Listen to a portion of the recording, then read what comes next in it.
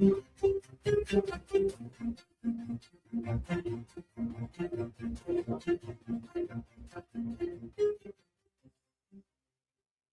Radio USA ਸੁਣ ਰਹੇ ਸਾਰੇ ਸਰੋਤਿਆਂ ਨੂੰ ਪਿਆਰ ਸਤਿਕਾਰ ਸਹਿ ਨਿੱਘੀ ਜਿਹੀ ਸਤਿ ਸ੍ਰੀ ਅਕਾਲ। ਸਭ ਨੂੰ ਜੀਆਂ ਨੂੰ ਆਖਦੇ ਹਾਂ। ਸਰੋਤੇ ਪ੍ਰੋਗਰਾਮ 'ਚ ਆਪ ਸਭ ਦਾ ਨਿੱਘਾ ਸਵਾਗਤ ਹੈ।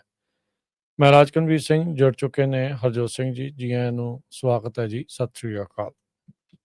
ਸਤਿ ਸ਼੍ਰੀ ਅਕਾਲ, ਧੰਨਵਾਦ ਜੀ ਆਇਆਂ ਨੂੰ। ਪੰਜਾਬੀ ਰੇਡੀਓ USA ਦੇ ਜਿੰਨੇ ਵੀ ਸਰੋਤੇ ਸਾਡੇ ਸਾਰੇ ਹੀ AM ਸਟੇਸ਼ਨਸ, FM ਸਟੇਸ਼ਨਸ, ਘਰਾਂ ਦੇ ਵਿੱਚ ਰੇਡੀਓ ਸੈਟਸ ਦੇ ਰਾਹੀਂ, ਟੈਲੀਫੋਨ ਦੇ ਰਾਹੀਂ, ਫੇਸਬੁੱਕ, YouTube ਤੇ ਲਾਈਵ ਦੇਖ ਰਹੇ ਹੋ, ਸੁਣ ਰਹੇ ਹੋ, ਸਾਰਿਆਂ ਨੂੰ ਜੀ ਆਇਆਂ ਨੂੰ ਤੇ ਬਹੁਤ ਹੀ ਪਿਆਰ ਤੇ ਸਤਿਕਾਰ ਭਰੀ ਸਤਿ ਸ਼੍ਰੀ ਅਕਾਲ। ਸਰੋਤਿਓ, ਅੱਜ ਜਨਵਰੀ ਦੀ 9 ਤਰੀਕ ਆ, ਦਿਨ ਸ਼ੁੱਕਰਵਾਰ ਆ ਤੇ ਤੁਹਾਡੇ ਲਈ ਸਵੇਰ ਦਾ ਅਪਡੇਟ ਅਮਰੀਕਾ ਪ੍ਰੋਗਰਾਮ ਲੈ ਕੇ ਹਾਜ਼ਰ ਹੋਏ ਆ। ਪ੍ਰੋਗਰਾਮ ਨੂੰ ਸਪਾਂਸਰ ਕਰਦੇ ਨੇ ਖਾਲਸਾ ਇੰਸ਼ੋਰੈਂਸ ਏਜੰਸੀ, ਜਿਨ੍ਹਾਂ ਦੇ ਕੋਲੋਂ ਹਰ ਇੱਕ ਤਰੀਕੇ ਦੀ ਇੰਸ਼ੋਰੈਂਸ ਤੁਸੀਂ ਕਰਵਾ ਸਕਦੇ ਹੋ। ਇੰਸ਼ੋਰੈਂਸ ਬਾਰੇ ਪਤਾ ਕਰਨ ਲਈ ਕਾਲ ਕਰ ਸਕਦੇ ਹੋ 408 272 2500।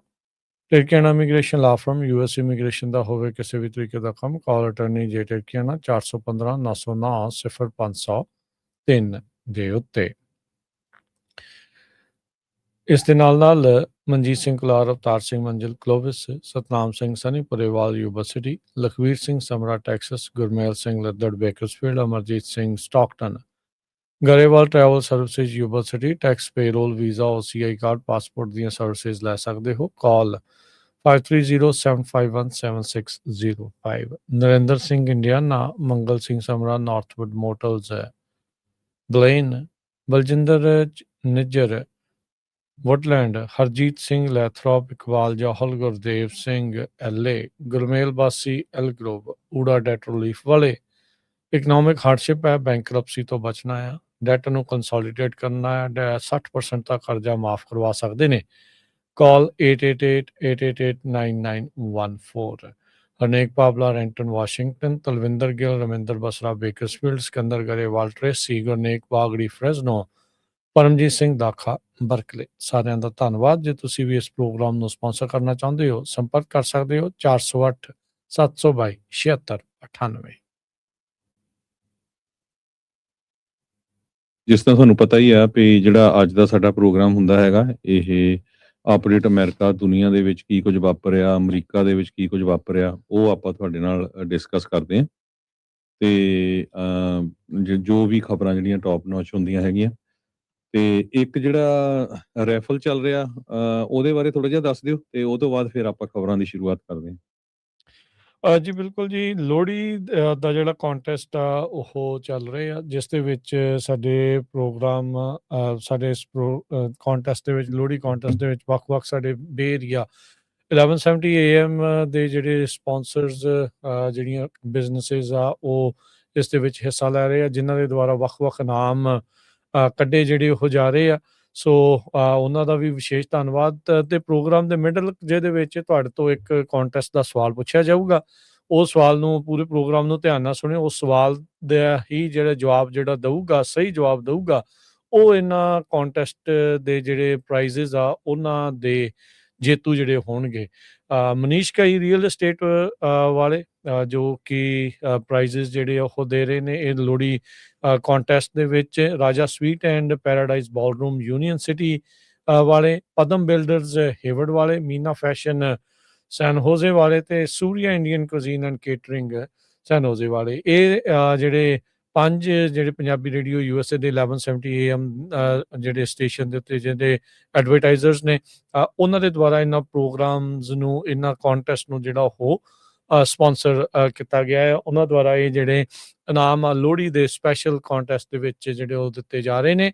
ਸੋ ਅਪਡੇਟ ਅਮਰੀਕਾ ਦੇ ਮਿਡਲ ਦੇ ਵਿੱਚ ਤੁਹਾਨੂੰ ਜਿਹੜਾ ਉਹ ਸਵਾਲ ਪੁੱਛਾਂਗੇ, ਤੇ ਸਵਾਲ ਦਾ ਸਹੀ ਜਵਾਬ ਦੇਣ ਵਾਲਿਆਂ ਦਾ ਫਿਰ ਡਰਾਅ ਕੱਢਿਆ ਜਾਊਗਾ, ਤੇ ਫਿਰ ਉਸ ਸਵਾਲ ਦਾ ਜਿਹੜਾ ਜਵਾਬ ਤੁਸੀਂ ਜਿਹੜਾ ਵੀ ਸਹੀ ਦਊਗਾ, ਉਹ ਕੰਟੈਸਟ ਦੇ ਵਿਨਰ ਬਣਨ ਦਾ ਉਹਨਾਂ ਨੂੰ ਮੌਕਾ ਜਿਹੜਾ ਇਸ ਦੇ ਵਿੱਚ ਮਿਲੇਗਾ। ਸੋ ਪ੍ਰੋਗਰਾਮ ਦੇ ਮਿਡਲ ਦੇ ਵਿੱਚ ਤੁਹਾਨੂੰ ਜਿਹੜਾ ਸਵਾਲ ਪੁੱਛਣਾ ਹੈ, ਤੇ ਉਸ ਸਵਾਲ ਨੂੰ ਜਿਹੜਾ ਧਿਆਨ ਦੇ ਨਾਲ ਸੁਣਨਾ। ਜੀ ਬਿਲਕੁਲ।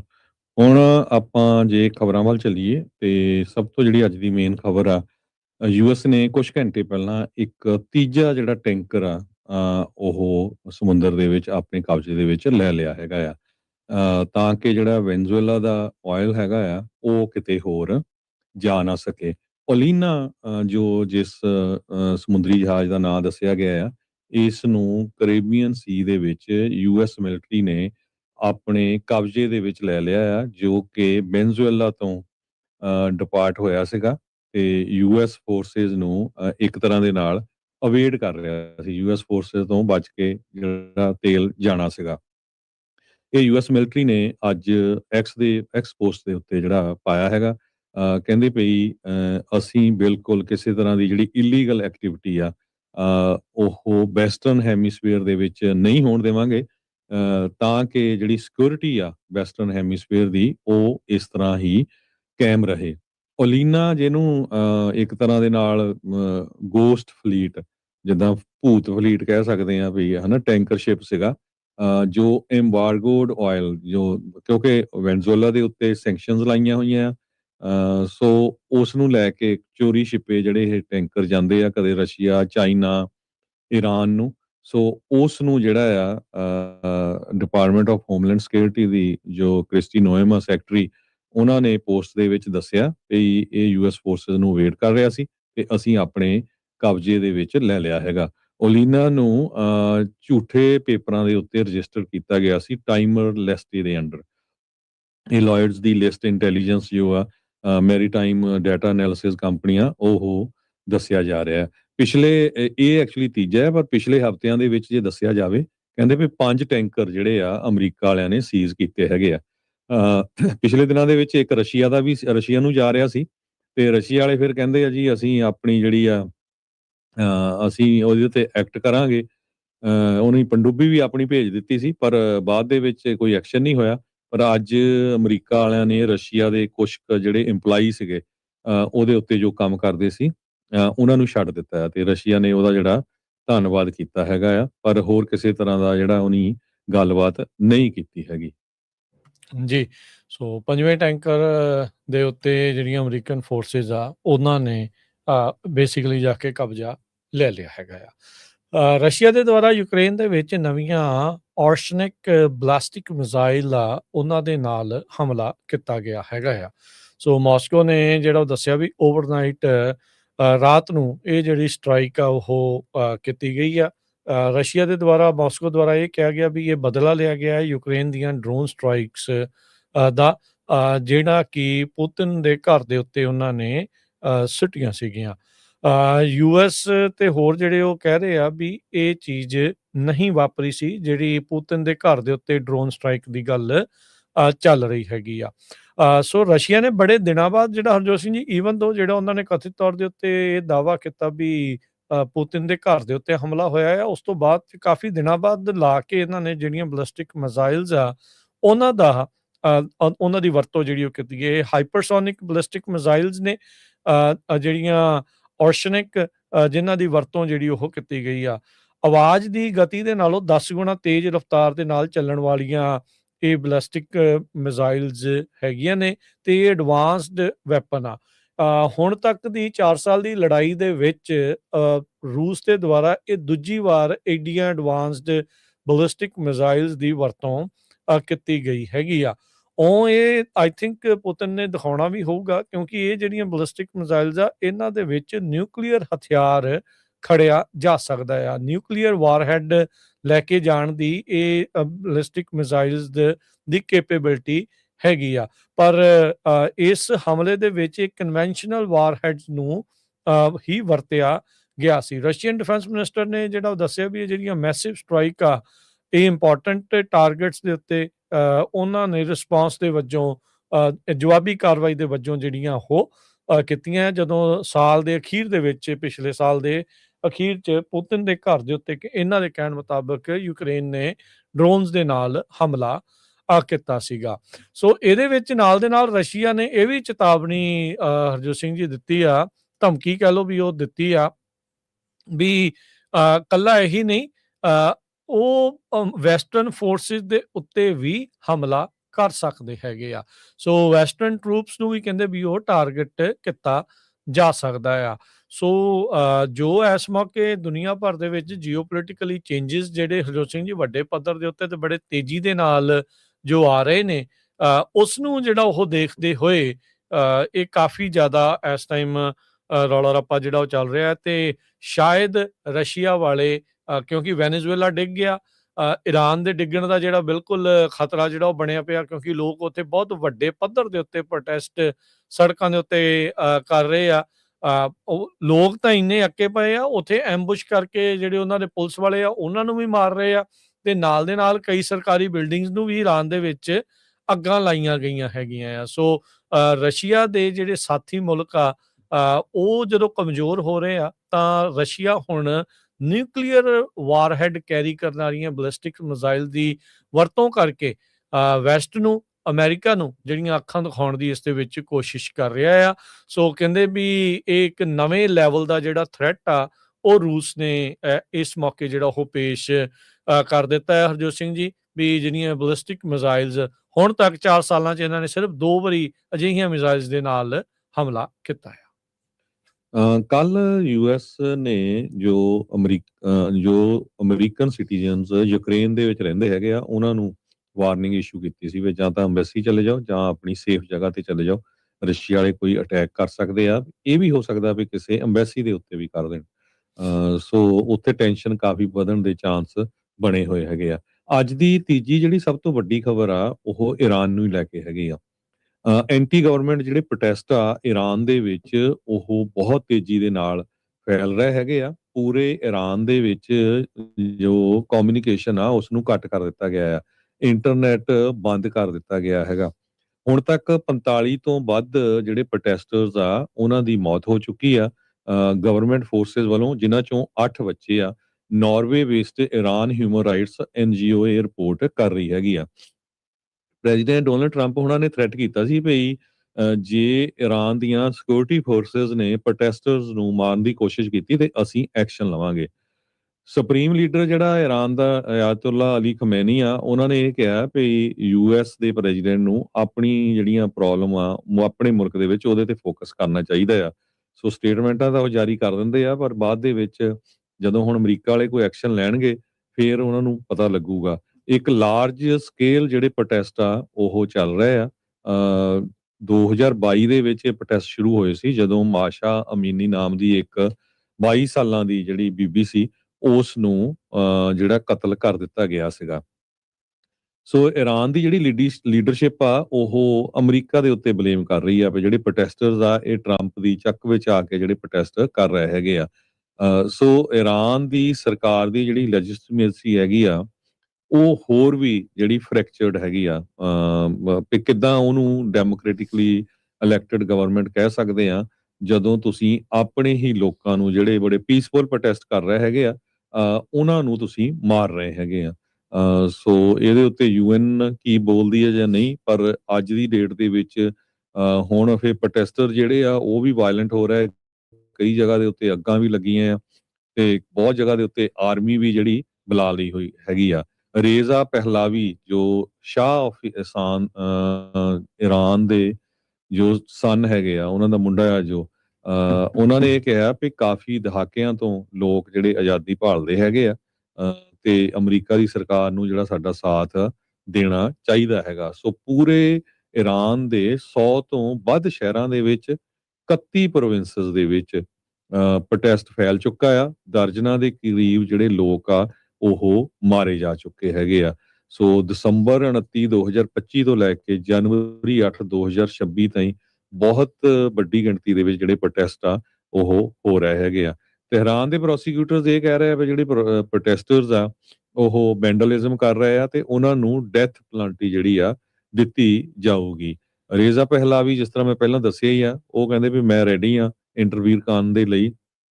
ਜੋ ਇਹ ਭੱਜ ਕੇ ਉਦੋਂ ਆ ਗਿਆ ਸੀ ਸ਼ਾਹ ਆਫ ਈਰਾਨ ਦੇ ਫੈਮਿਲੀ, ਤੇ ਉਹਨਾਂ ਨੇ ਇਹ ਕਿਹਾ ਵੀ ਮੈਂ 16 ਸਾਲਾਂ ਦਾ ਸੀਗਾ ਉਦੋਂ ਜਦੋਂ 1979 ਦੇ ਵਿੱਚ ਈਰਾਨ ਦਾ ਰੈਵੋਲੂਸ਼ਨ ਆਇਆ ਸੀ। ਉਹਦੇ ਜਿਹੜੇ ਫਾਦਰ ਦਾ ਰੂਲ ਸੀਗਾ ਉਸ ਟਾਈਮ ਦੇ ਉੱਤੇ ਉਹਨੂੰ ਟੌਪਲ ਕਰ ਦਿੱਤਾ ਸੀ। 40 ਸਾਲਾਂ ਤੋਂ ਉਹਦਾ ਫਾਦਰ ਜਿਹੜਾ ਉੱਥੇ ਰੂਲ ਕਰ ਰਿਹਾ ਸੀ। ਜੀ ਬਿਲਕੁਲ। ਸੋ ਹੁਣ ਤਾਂ ਮਾਹੌਲ ਜਿਹੜਾ ਟੋਟਲੀ ਡਿਫਰੈਂਟ ਈਰਾਨ ਦੇ ਵਿੱਚ ਬਣ ਚੁੱਕਾ। ਲੋਕ ਜਿੱਦਾਂ ਦੱਸਿਆ ਸੀ ਪਹਿਲਾਂ ਵੀ ਅੱਕੇ ਪਏ ਆ। ਤੁਸੀਂ ਸਾਈਡ ਤੇ ਜਿਹੜੇ ਵੀਡੀਓ ਦੇ ਜ਼ਰੀਏ ਦੇਖ ਰਹੇ ਉਹਨਾਂ ਨੇ ਦੇਖਿਆ ਜਾਂ ਵੀ ਲੋਕ ਚੱਕ ਰਹੇ ਆ ਫੱਟੇ ਹੁਣ ਤਾਂ, ਵੀ ਇਹ ਹੁਣ ਦੇਖਣ ਵਾਲੀ ਜਿਹੜੀ ਆ ਉਹ ਗੱਲ ਆ ਵੀ ਸਤੇ ਪਏ ਨੇ ਉੱਥੇ। ਸੋ ਉਹਨਾਂ ਨੇ ਟਰੰਪ ਸਟਰੀਟ, ਕਈ ਸਟਰੀਟਾਂ ਦਾ ਨਾਮ ਜਿਹੜਾ ਉਹ ਚੇਂਜ ਕਰ ਦਿੱਤਾ।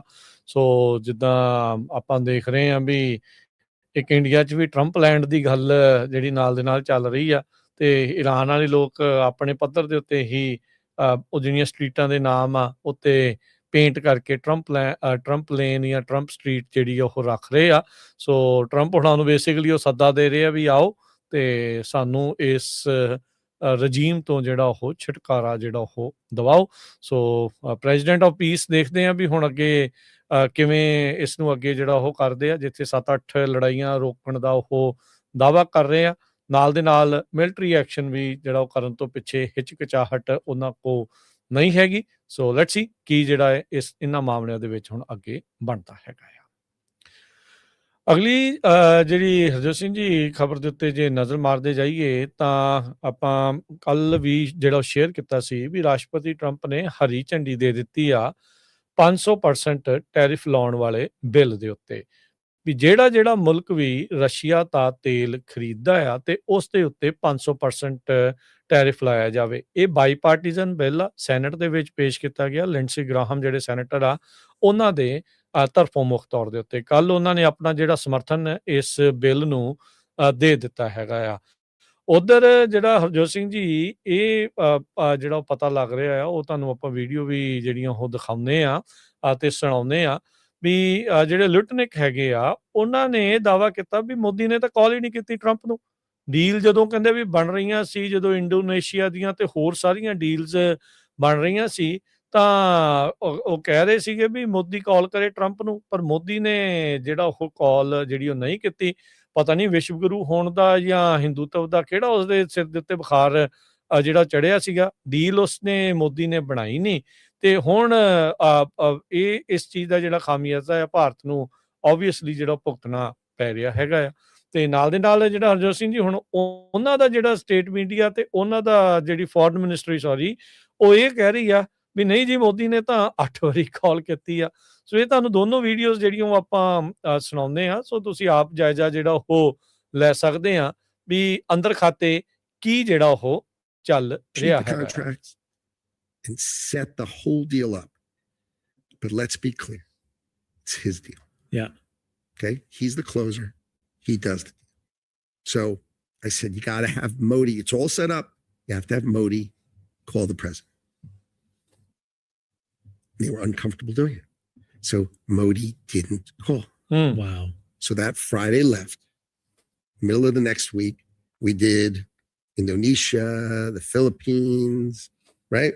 Vietnam. We announced a whole bunch of deals. Malaysia. In that period. So we did these whole bunch of deals. So that's like, that's their case. and they were and because we negotiated them and assumed India was going to be done before them, I had negotiated them at a higher rate.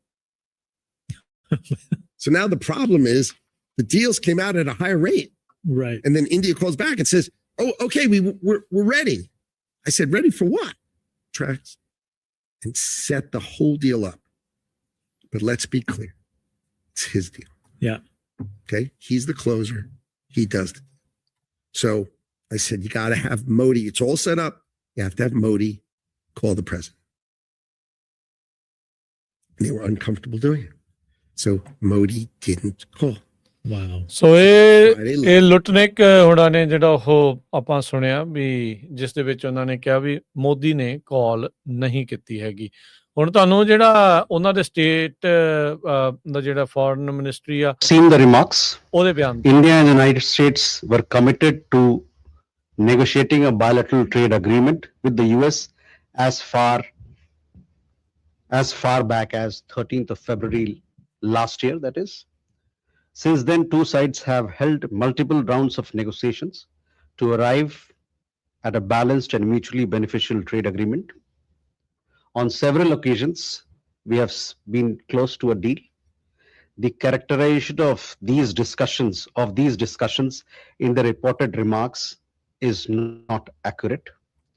We remain interested in a mutually beneficial trade deal between two complementary economies and look forward to concluding it. Incidentally, Prime Minister and President Trump have also spoken on phone on 8 occasions during 2025, covering different aspects of our wide-ranging partnership. So Bharat the foreign minister ਇਹ ਕਹਿ ਰਿਹਾ ਵੀ ਗੱਲ ਜਿਹੜੀ ਆ ਹਰਜੋਤ ਸਿੰਘ ਜੀ 8 ਵਾਰੀ ਹੋਈ ਆ। ਜਿਹੜੇ ਟ੍ਰੇਡ ਡੀਲ ਕਰਨ ਵਾਲੇ ਲੁੱਟਨਿਕ ਨੇ ਉਹ ਇਹ ਕਹਿ ਰਹੇ ਆ ਵੀ ਭਾਈ ਮੋਦੀ ਨੇ ਕਾਲ ਨਹੀਂ ਕੀਤੀ। ਕੌਣ ਸੱਚਾ ਆ ਕੌਣ ਝੂਠਾ ਆ ਕਿਵੇਂ ਆ, ਪਰ ਇਹ ਆ ਵੀ ਮੋਦੀ ਦੀ ਪਟਕਣੀ ਜਿਹੜੀ ਇਸ ਟਾਈਮ ਲੱਗੀ ਹੋਈ ਆ। ਆਈ ਡੋਂਟ ਨੋ ਹੰਕਾਰ 'ਚ ਆ ਜਾਂ ਕਿੱਦਾਂ ਆ, ਪਰ ਕੁਛ ਨਾ ਕੁਛ ਤਾਂ ਹੈ ਹਰਜੋਤ ਸਿੰਘ ਜੀ ਜਿਹੜਾ ਅੰਦਰ ਖਾਤੇ ਉਸ ਨੂੰ ਕਾਲ ਕਰਨ ਤੋਂ ਹਿਚਕਿਚਾਹਟ ਜਿਹੜੀ ਮੋਦੀ ਨੂੰ ਲੱਗ ਰਹੀ ਆ। ਆਈ ਥਿੰਕ ਪਿੱਛੇ ਜੇ ਇਹ ਵੀ ਚਰਚਾ ਜਿਹੜੀ ਉਹ ਛਿੜੀ ਸੀ, ਮੋਦੀ ਨੇ ਕਹਿੰਦੇ ਵੀ ਤਾਂ ਉਦੋਂ ਟਰੰਪ ਨੂੰ ਕਾਲ ਨਹੀਂ ਕੀਤੀ, ਕਹਿੰਦਾ ਵੀ ਉਹਨੂੰ ਪਤਾ ਵੀ ਉਹਨੇ ਮੇਰੀ ਬਾਂਹ ਮਰੋੜ ਲੈਣੀ ਆ ਤੇ ਮੈਨੂੰ ਗੱਲ ਜਿਹੜੀ ਉਹ ਮੰਨਣੀ ਪੈ ਜਾਣੀ ਆ। ਸੋ ਮੋਦੀ ਨੂੰ ਇਹ ਵੀ ਡਰ ਜਿਹੜਾ ਉਹ ਨਾਲ ਦੇ ਨਾਲ ਜਿਹੜਾ ਉਹ ਸਤਾ ਰਿਹਾ ਹੈਗਾ ਆ। ਜਿਹੜਾ ਉੱਥੇ ਦਾ ਜਿਹੜਾ ਹਰਜੋਤ ਸਿੰਘ ਜੀ ਚਾਹ ਰਹੇ ਨੇ ਵੀ ਐਗਰੀਕਲਚਰ ਖੇਤਰ ਨੂੰ, ਖੇਤੀਬਾੜੀ ਵਾਲੇ ਖੇਤਰ ਨੂੰ ਓਪਨ ਕੀਤਾ ਜਾਵੇ ਅਮਰੀਕਾ ਦੇ ਲਈ, ਉਹ ਕਿਤੇ ਨਾ ਕਿਤੇ ਇੰਡੀਆ ਦੇ ਲਈ ਪੈਰ ਤੇ ਕੁਹਾੜੇ ਵਾਲੀ ਜਿਹੜੀ ਗੱਲ ਹੋਊਗੀ, ਆਤਮ ਘਾਤ ਕਰਨ ਵਾਲੀ ਗੱਲ ਹੀ ਜਿਹੜੀ ਉਹ ਬਣ ਜਾਊਗੀ। ਜਿਹੜੀ ਵੀ ਸਰਕਾਰ ਉੱਥੇ ਹੋਵੇ, ਚਾਹੇ ਉਹ ਮੋਦੀ ਦੀ ਹੈ ਤੇ ਚਾਹੇ ਉਹ ਕਿਸੇ ਹੋਰ ਪਾਰਟੀ ਦੀ ਉੱਥੇ ਹੋਵੇ, ਉਹ ਬੜਾ ਜਿਹੜਾ ਉਹ ਔਖਾ ਆ। ਕਾਮਰਸ ਸਕੱਤਰ ਲੁਟਨਿਕ ਦਾ ਕਹਿਣਾ ਵੀ ਮੋਦੀ ਨੇ ਕਾਲ ਨਹੀਂ ਕੀਤੀ ਤੇ ਇੰਡੀਆ ਦੀ ਜਿਹੜੀ ਫੋਰਨ ਮਿਨਿਸਟਰ ਆ ਉਹ ਇਹ ਕਹਿ ਰਹੇ ਆ ਵੀ ਨਹੀਂ 8 ਵਾਰੀ ਜਿਹੜੀ ਉਹ ਸਾਡੀ ਗੱਲ ਹੋਈ ਆ। ਸੋ ਇਹ ਜਿਹੜੀ ਹਰਜੋਤ ਸਿੰਘ ਜੀ ਇਸ ਟਾਈਮ ਚਰਚਾ ਆ, ਇਹ ਹੁਣ ਜਦੋਂ 500% ਟੈਰਿਫ ਵਾਲੀ ਗੱਲ ਨੂੰ ਇਹਨਾਂ ਨੇ ਹਰੀ ਝੰਡੀ ਦਿੱਤੀ ਆ, ਲੁਟਨਿਕ ਦਾ ਇਹ ਬਿਆਨ ਆਇਆ ਆ ਤੇ ਇੰਡੀਆ ਦਾ ਜਿਹੜਾ ਫੋਰਨ ਮਿਨਿਸਟਰੀ ਆ ਉਹ ਭੱਜੀ ਜਿਹੜੀ ਆ ਉਹ ਪ੍ਰੈਸ ਕਾਨਫਰੰਸ ਕਰ ਰਹੀ ਆ, ਉਹ ਨਿਊਜ਼ ਵਾਰਤਾ ਜਿਹੜੀ ਉਹ ਕਰ ਰਹੀ ਆ ਵੀ ਭਾਈ ਇਹਨਾਂ ਨੂੰ ਦੱਸੀਏ ਨਹੀਂ ਜੀ ਗੱਲ ਤਾਂ ਸਾਡੀ 8 ਵਾਰੀ ਹੋਈ ਸੀ, ਪਰ ਡੀਲ ਅਜੇ ਤੱਕ ਜਿਹੜੀ ਉਹ ਨਹੀਂ ਬਣੀ ਤੇ ਉਹਨਾਂ ਨੂੰ ਲੱਗ ਰਿਹਾ ਵੀ ਉਹਨਾਂ ਦੀ ਇਕਨੋਮੀ ਦੇ ਉੱਤੇ ਇਸ ਦਾ ਭੈੜਾ ਅਸਰ ਇਵੈਂਚੁਅਲੀ ਪੈ ਸਕਦਾ ਹੈ ਜੇ 500% ਟੈਰਿਫ ਇਵੈਂਚੁਅਲੀ ਲੱਗ ਗਿਆ ਤਾਂ। ਸੋ ਬਿਲਕੁਲ ਯੂਐਸ ਦੇ ਕਮਰਸ ਸੈਕਟਰੀ ਹਾਵਰਡ ਲੁਟਨਿਕ ਉਹਨਾਂ ਨੇ ਕਿਹਾ ਵੀ ਅਸੀਂ ਚਾਹੁੰਦੇ ਸੀ ਸਭ ਤੋਂ ਪਹਿਲਾਂ ਜਿਹੜੀ ਆ ਵੀਅਤਨਾਮ ਤੋਂ ਬਾਅਦ ਸੈਕੰਡ ਕੰਟਰੀ ਜੋ ਜਿਸ ਦੇ ਨਾਲ ਡੀਲ ਹੋਵੇ ਉਹ ਇੰਡੀਆ ਹੋਵੇ।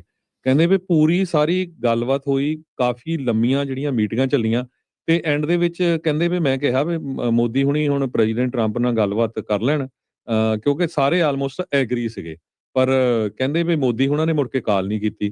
ਹੁਣ ਜੋ ਰਣਧੀਰ ਜੈਸਵਾਲ ਆ ਸਪੋਕਸਪਰਸਨ ਆ Indian ministry of external affair ਦਾ, ਉਹਨਾਂ ਨੇ ਮੀਟਿੰਗ ਇੱਕ ਪ੍ਰੈਸ ਕਾਨਫਰੰਸ ਕਹਿਤਾ ਨਹੀਂ ਜੀ ਮੋਦੀ ਹੁਣਾਂ ਹੀ ਤਾਂ 8 ਵਾਰੀ ਗੱਲਬਾਤ ਹੋਈ ਹੈਗੀ ਆ। ਸੋ ਹੁਣ ਝੂਠ ਕਿੱਥੇ ਕੌਣ ਬੋਲਦਾ ਹੈਗਾ। 2025 ਦਾ ਜਿਹੜਾ ਇਹ ਕਨਫਲਿਕਟ ਚੱਲ ਰਿਹਾ ਹੈਗਾ, ਜਦੋਂ ਇੰਡੀਆ ਤੇ ਪਾਕਿਸਤਾਨ ਦਾ ਹੋਇਆ ਸੀ, ਉਹ ਉਸ ਟਾਈਮ ਤੇ ਵੱਡਾ ਇਸ਼ੂ ਬਣਿਆ। ਟਰੰਪ ਉਹਨਾਂ ਨੇ ਘੱਟੋ ਘੱਟ 54 ਵਾਰ ਕਿਹਾ ਵੀ ਮੈਂ ਵਿੱਚ ਪੈ ਕੇ ਜਿਹੜਾ ਸਮਝੌਤਾ ਕਰਾਇਆ ਤਾਂ ਕਿ ਲੜਾਈ ਨਾ ਵਧੇ। ਸੋ ਬਾਅਦ ਦੇ ਵਿੱਚ ਪ੍ਰੂਫ ਹੋਣਾ ਵੀ ਸ਼ੁਰੂ ਹੋ ਗਿਆ। ਆ ਸਾਡੇ ਇੱਥੋਂ ਕੈਲੀਫੋਰਨੀਆ ਦੇ ਰੈਂਡੀ ਗਿੱਲ ਕਰਕੇ ਜੋ ਇੱਕ ਵਾਰੀ ਕਾਂਗਰਸਮੈਨ ਦੇ ਲਈ ਵੀ ਖੜੇ ਸੀਗੇ, ਉਹਨਾਂ ਨੂੰ ਅਵਾਰਡ ਵੀ ਦਿੱਤਾ ਗਿਆ ਵੀ ਉਹ ਵਿੱਚ ਇਨਵੋਲਵ ਸੀਗੇ ਸਮਝੌਤਾ ਕਰਾਉਣ ਦੇ। ਸੋ ਨਵੀਂ ਦਿੱਲੀ ਵਾਲੇ ਬਾਰ-ਬਾਰ ਰਸ਼ੀਆ ਤੋਂ ਜਿਹੜਾ ਤੇਲ ਆ ਉਹ ਖਰੀਦ ਰਹੇ ਹੈਗੇ ਆ। ਇਹ ਕਹਿਣ ਤੋਂ ਬਾਰ-ਬਾਰ ਅਮਰੀਕਾ ਵੱਲੋਂ ਵੀ ਰਸ਼ੀਆ ਨੂੰ ਤੁਸੀਂ ਜਿਹੜਾ ਆ ਇੱਕ ਤਰ੍ਹਾਂ ਨਾਲ ਪੈਸੇ ਦੇ ਰਹੇ ਹੋ, ਉਹਨੂੰ ਉਸ ਜੰਗ ਦੇ ਵਿੱਚ ਉਹਦਾ ਸਾਥ ਦੇ ਰਹੇ ਆ। ਸ਼ਰੇਆਮ ਆ ਇਹਦੇ ਵਿੱਚ, ਇਹ 'ਚ ਕੋਈ ਸ਼ੱਕ ਨਹੀਂ ਹੈ। ਜਦਕਿ ਕਿਉਂਕਿ ਰਸ਼ੀਅਨ ਆਇਲ ਦੇ ਉੱਤੇ ਸੈਂਕਸ਼ਨਸ ਲਾਈਆਂ ਹੋਈਆਂ।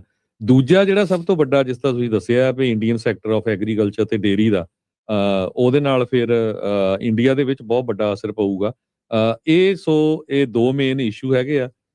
ਹੁਣ ਕਿੱਥੇ ਤਾਂ ਮੋਦੀ ਹੁਣੀ ਕਹਿੰਦੇ ਸੀ ਵੀ ਸਾਡੀ ਜਿਹੜੀ ਜਿਹੜਾ ਬਿਜ਼ਨਸ ਆ, ਟ੍ਰੇਡ ਆ, ਉਹ 500 ਬਿਲੀਅਨ ਤਾਈਂ ਪਹੁੰਚ ਜਾਣਾ ਆ ਅਮਰੀਕਾ ਤੇ ਨਵੀਂ ਦਿੱਲੀ ਦੇ ਵਿੱਚ।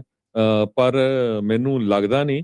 ਟਰੰਪ ਹੁਣੀ ਵਾਰ-ਵਾਰ ਕਹਿ ਰਹੇ ਆ ਵੀ ਤੁਸੀਂ ਜਿਹੜੇ ਆ ਤੇਲ ਖਰੀਦਣਾ ਘਟਾ ਦਿਓ ਜਾਂ ਬੰਦ ਕਰ ਦਿਓ।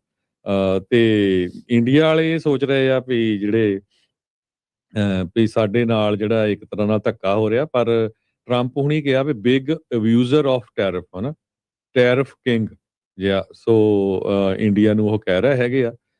ਤੇ ਇਹਦੇ ਵਿੱਚ ਰਾਜਕਨਵੀਰ ਸਿੰਘ ਜੀ ਇੱਕ ਹੋਰ ਵੀ ਗੱਲ ਆ ਜਿਹੜੀ ਰਣਧੀਰ ਜੈਸਵਾਲ ਹੋਣਾ ਦੀ ਮੈਂ ਕਹਾਂ, H1B ਵੀਜ਼ੇ ਨੂੰ ਲੈ ਕੇ ਹੁਣ ਅਮਰੀਕਾ ਦੀ ਸਰਕਾਰ ਇਨਵੈਸਟੀਗੇਸ਼ਨ ਬਹੁਤ ਸ਼ੁਰੂ ਕਰਤੀ। ਭਾਰਤ ਦੀ ਸਰਕਾਰ ਵੱਲੋਂ ਡਾਇਰੈਕਟਲੀ ਜਾਂ ਇਨਡਾਇਰੈਕਟਲੀ ਵੈਸਟਰਨ ਮੁਲਕਾਂ ਦੇ ਵਿੱਚ ਆਪਣੇ ਲੋਕਾਂ ਨੂੰ ਹਰ ਫੀਲਡ 'ਚ ਸੈੱਟ ਕਰਨ ਦਾ ਜਿਹੜਾ ਤਰੀਕਾ ਆ, ਉਹਦੇ ਨਾਲ ਜਿਹੜੀਆਂ ਵੈਸਟਰਨ ਕੰਟਰੀਜ਼ ਆ, ਈਵਨ ਅਮਰੀਕਾ ਵਰਗੇ ਵੀ, ਉਹਨਾਂ ਨੂੰ ਖਤਰਾ ਆ। ਕਲੋਨੀਅਲਿਜ਼ਮ ਜਿਹੜਾ ਆ ਇੰਡੀਅਨ ਕਰ ਰਹੇ ਹੈਗੇ ਆ। ਤੁਸੀਂ ਪਿਛਲੇ ਦਿਨਾਂ 'ਚ ਦੇਖਿਆ ਹੋਣਾ ਕੇਰਲਾ ਦੇ ਵਿੱਚ 1.5 ਲੱਖ ਦੇ ਕਰੀਬ ਜਿਹੜੀਆਂ ਆ ਫੇਕ ਡਿਗਰੀਆਂ ਫੜੀਆਂ ਗਈਆਂ। ਕਹਿੰਦੇ ਵੀ ਉੱਥੋਂ H1B ਵੀਜ਼ੇ ਤੇ ਕਈ ਲੋਕ, ਸਾਰੇ ਨਹੀਂ ਮੈਂ ਕਹਿੰਦਾ, ਕਈ ਲੋਕ ਉਹ ਆਉਂਦੇ ਆ ਜਿਹੜੇ ਝੂਠੀਆਂ ਡਿਗਰੀਆਂ ਲੈ ਕੇ ਝੂਠਾ ਐਕਸਪੀਰੀਅੰਸ ਕ੍ਰੀਏਟ ਕਰਦੇ ਆ, ਤੇ ਇੱਥੇ ਹੁਣ ਸਾਰੀਆਂ ਕੰਪਨੀਆਂ 'ਚ ਕਿਸ ਹਿਸਾਬ ਦੇ ਨਾਲ ਉਹ ਇਨਵੋਲਵ ਹੈਗੇ ਆ, CEO ਲੈਵਲ ਤੱਕ ਚੱਲ ਗਏ ਆ। ਹਰ ਕਾਂਗਰਸਮੈਨ, ਸੈਨੇਟਰ ਦੇ ਕੋਲ ਉਹਨਾਂ ਨੇ ਆਪਣੇ ਬੰਦੇ ਪਹੁੰਚਾ ਦਿੱਤੇ ਹੈਗੇ ਆ। ਜਿਹੜਾ ਕੋਈ ਕਿਸੇ ਤਰ੍ਹਾਂ ਦੀ ਗੱਲ ਕਰਦਾ ਹੈਗਾ ਆ ਆਜ਼ਾਦੀ ਦੀ ਜਾਂ ਕਿਤੇ ਧੱਕੇ ਦੀ ਗੱਲ ਹੁੰਦੀ ਆ, ਸੋ ਉਹਨਾਂ ਦੇ ਬੰਦੇ ਭਾਰਤ ਸਰਕਾਰ ਦੇ ਜਿਹੜੇ ਆ H1B ਵੀਜ਼ੇ ਤੇ ਆਏ ਹੋਏ ਆ, YouTube 'ਚ ਲੱਗੇ ਹੋਏ ਆ, ਤੇ ਜਦੋਂ ਕੋਈ ਇਦਾਂ ਦੀ ਗੱਲ ਆਉਂਦੀ ਆ ਉਹਨਾਂ ਦੇ ਚੈਨਲਾਂ ਨੂੰ ਬੰਦ ਕਰ ਦਿੱਤਾ ਜਾਂਦਾ ਆ।